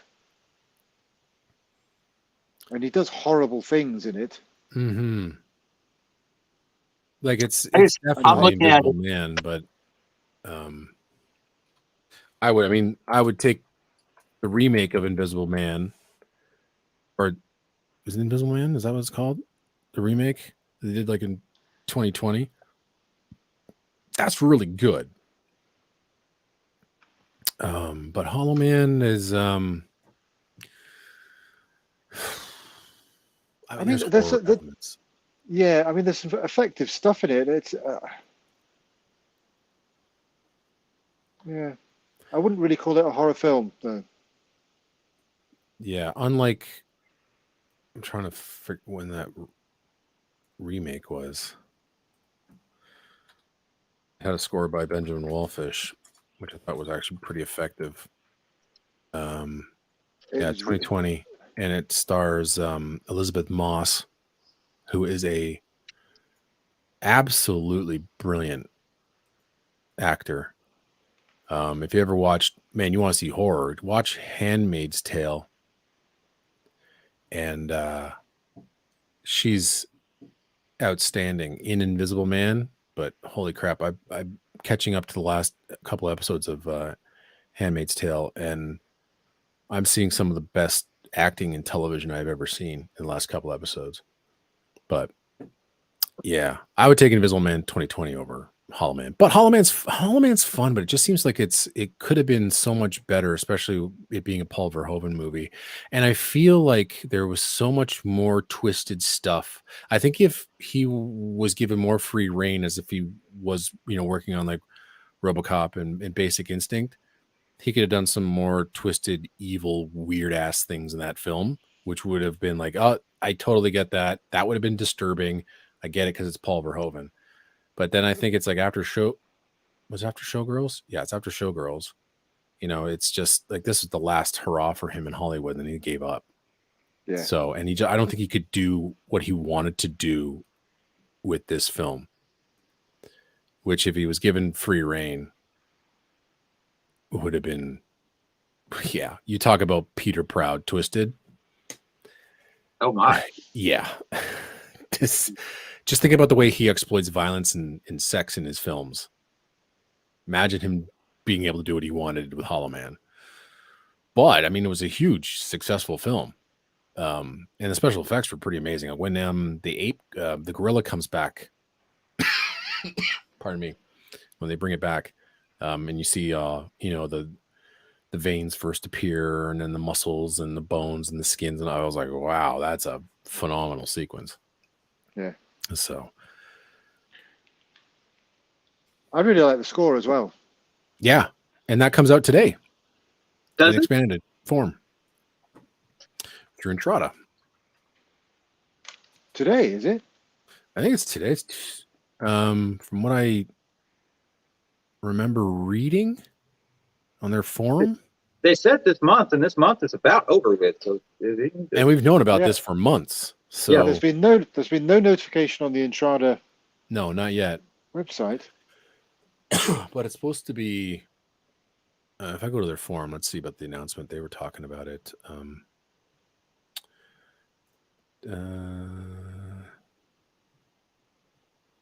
Where is it? Their forum's a little weird to navigate. Coming later this month. Yeah. What's today? 20. Oh, maybe it's tomorrow. He says 10:25, so it's tomorrow. one more day, y'all. One more day. Yep. I really got blindsided by that Rambo box set LP release. Although here's something interesting before you get into that. It's somebody asked, is Hollow Man 2 CD still coming later today? And he goes, yes, it is. So it's either today or tomorrow. Okay. Ian, are you going to snatch that up? Sorry? I will have it. Not physically, but I'll have it digitally by tomorrow or today. It's one of those. I'll let you know how it is. Okay. Well, Ian. I get paid on Thursday, so I'll be getting that. Sorry, did you ask me another question? I'm asking a question that I thought you asked me. I don't know if it's the right No, I question. just asked if you're going to snatch it up because I know I am. Right. Yeah. I will do. Yeah. I've been snatching up way too much this month, though. It's like, slow down. Well, I'm glad it's payday on Thursday, because my big purchase, not on the scale of a Birdman purchase, but that I got the disaster movie box. So I've been Nice. wanting that for a long time. So, and I'm very, very happy with it as well. So, and it comes in a really nice box. Sorry. Anyway, I'm glad we got through all this, but I actually have to duck out. Sorry to do this early, but yeah, I've Do got this some- early. 2 hours 25 into it. but anyway, this was so much fun. Yeah, I'm glad we got through it all. Hope everybody enjoyed, watching, listening, but yeah, I'm gonna have to duck out of here. But enjoy the rest of the show, guys. And next week is it's Halloween. Are we still gonna do John Barry? We're gonna do. I have John Barry scheduled for November. Okay, so what do you want to do next week for Something Halloween? spooky. We'll let you know. Yeah. Yeah. Let me know. All right. Okay, I gotta take off. Thanks, guys. This was a lot of fun, and see you next week. Yes. All right. Thanks, Eric. Bye-bye. See ya. So now that he's gone, Never, to- never, never like that guy anyway. So, what do you want to do next week?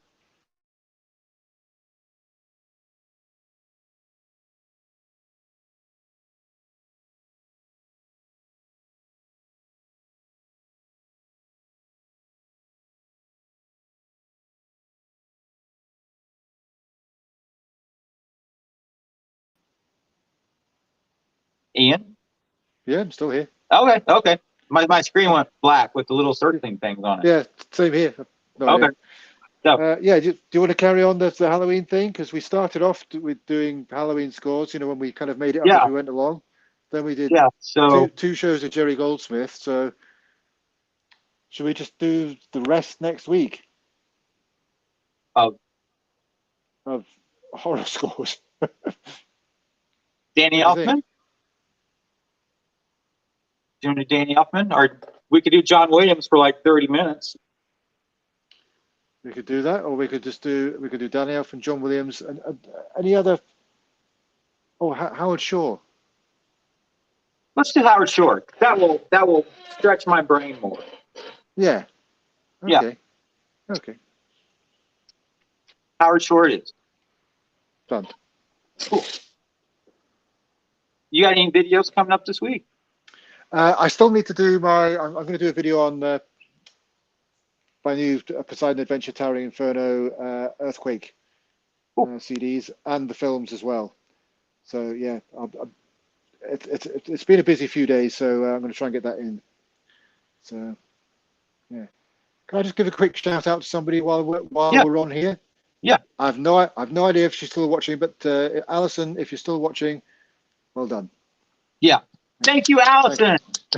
And I don't know if you're aware, but according to the analytics, we are like 20% female on this channel. Fantastic. Yeah. Always good to know. Most of YouTube is like 80% men, so are higher. So yeah, we're doing good. Good. Yeah. But so Howard Shore next week and War of the Worlds Steven Spielberg edition this Wednesday night. I think Boomer is coming back. He's planning on coming back. Oh, good. Yeah. And as always, adopt, don't shop. Keep listening to great film music. Snatch up that Hollow Man release from Entrada today or tomorrow, whichever day it is. And yeah, listen to some spooky music between now and next week. Because after that, it's Christmas music for like 2 months. Oh, God. All right, well, take care, everyone. We'll see y'all very soon. Bye-bye.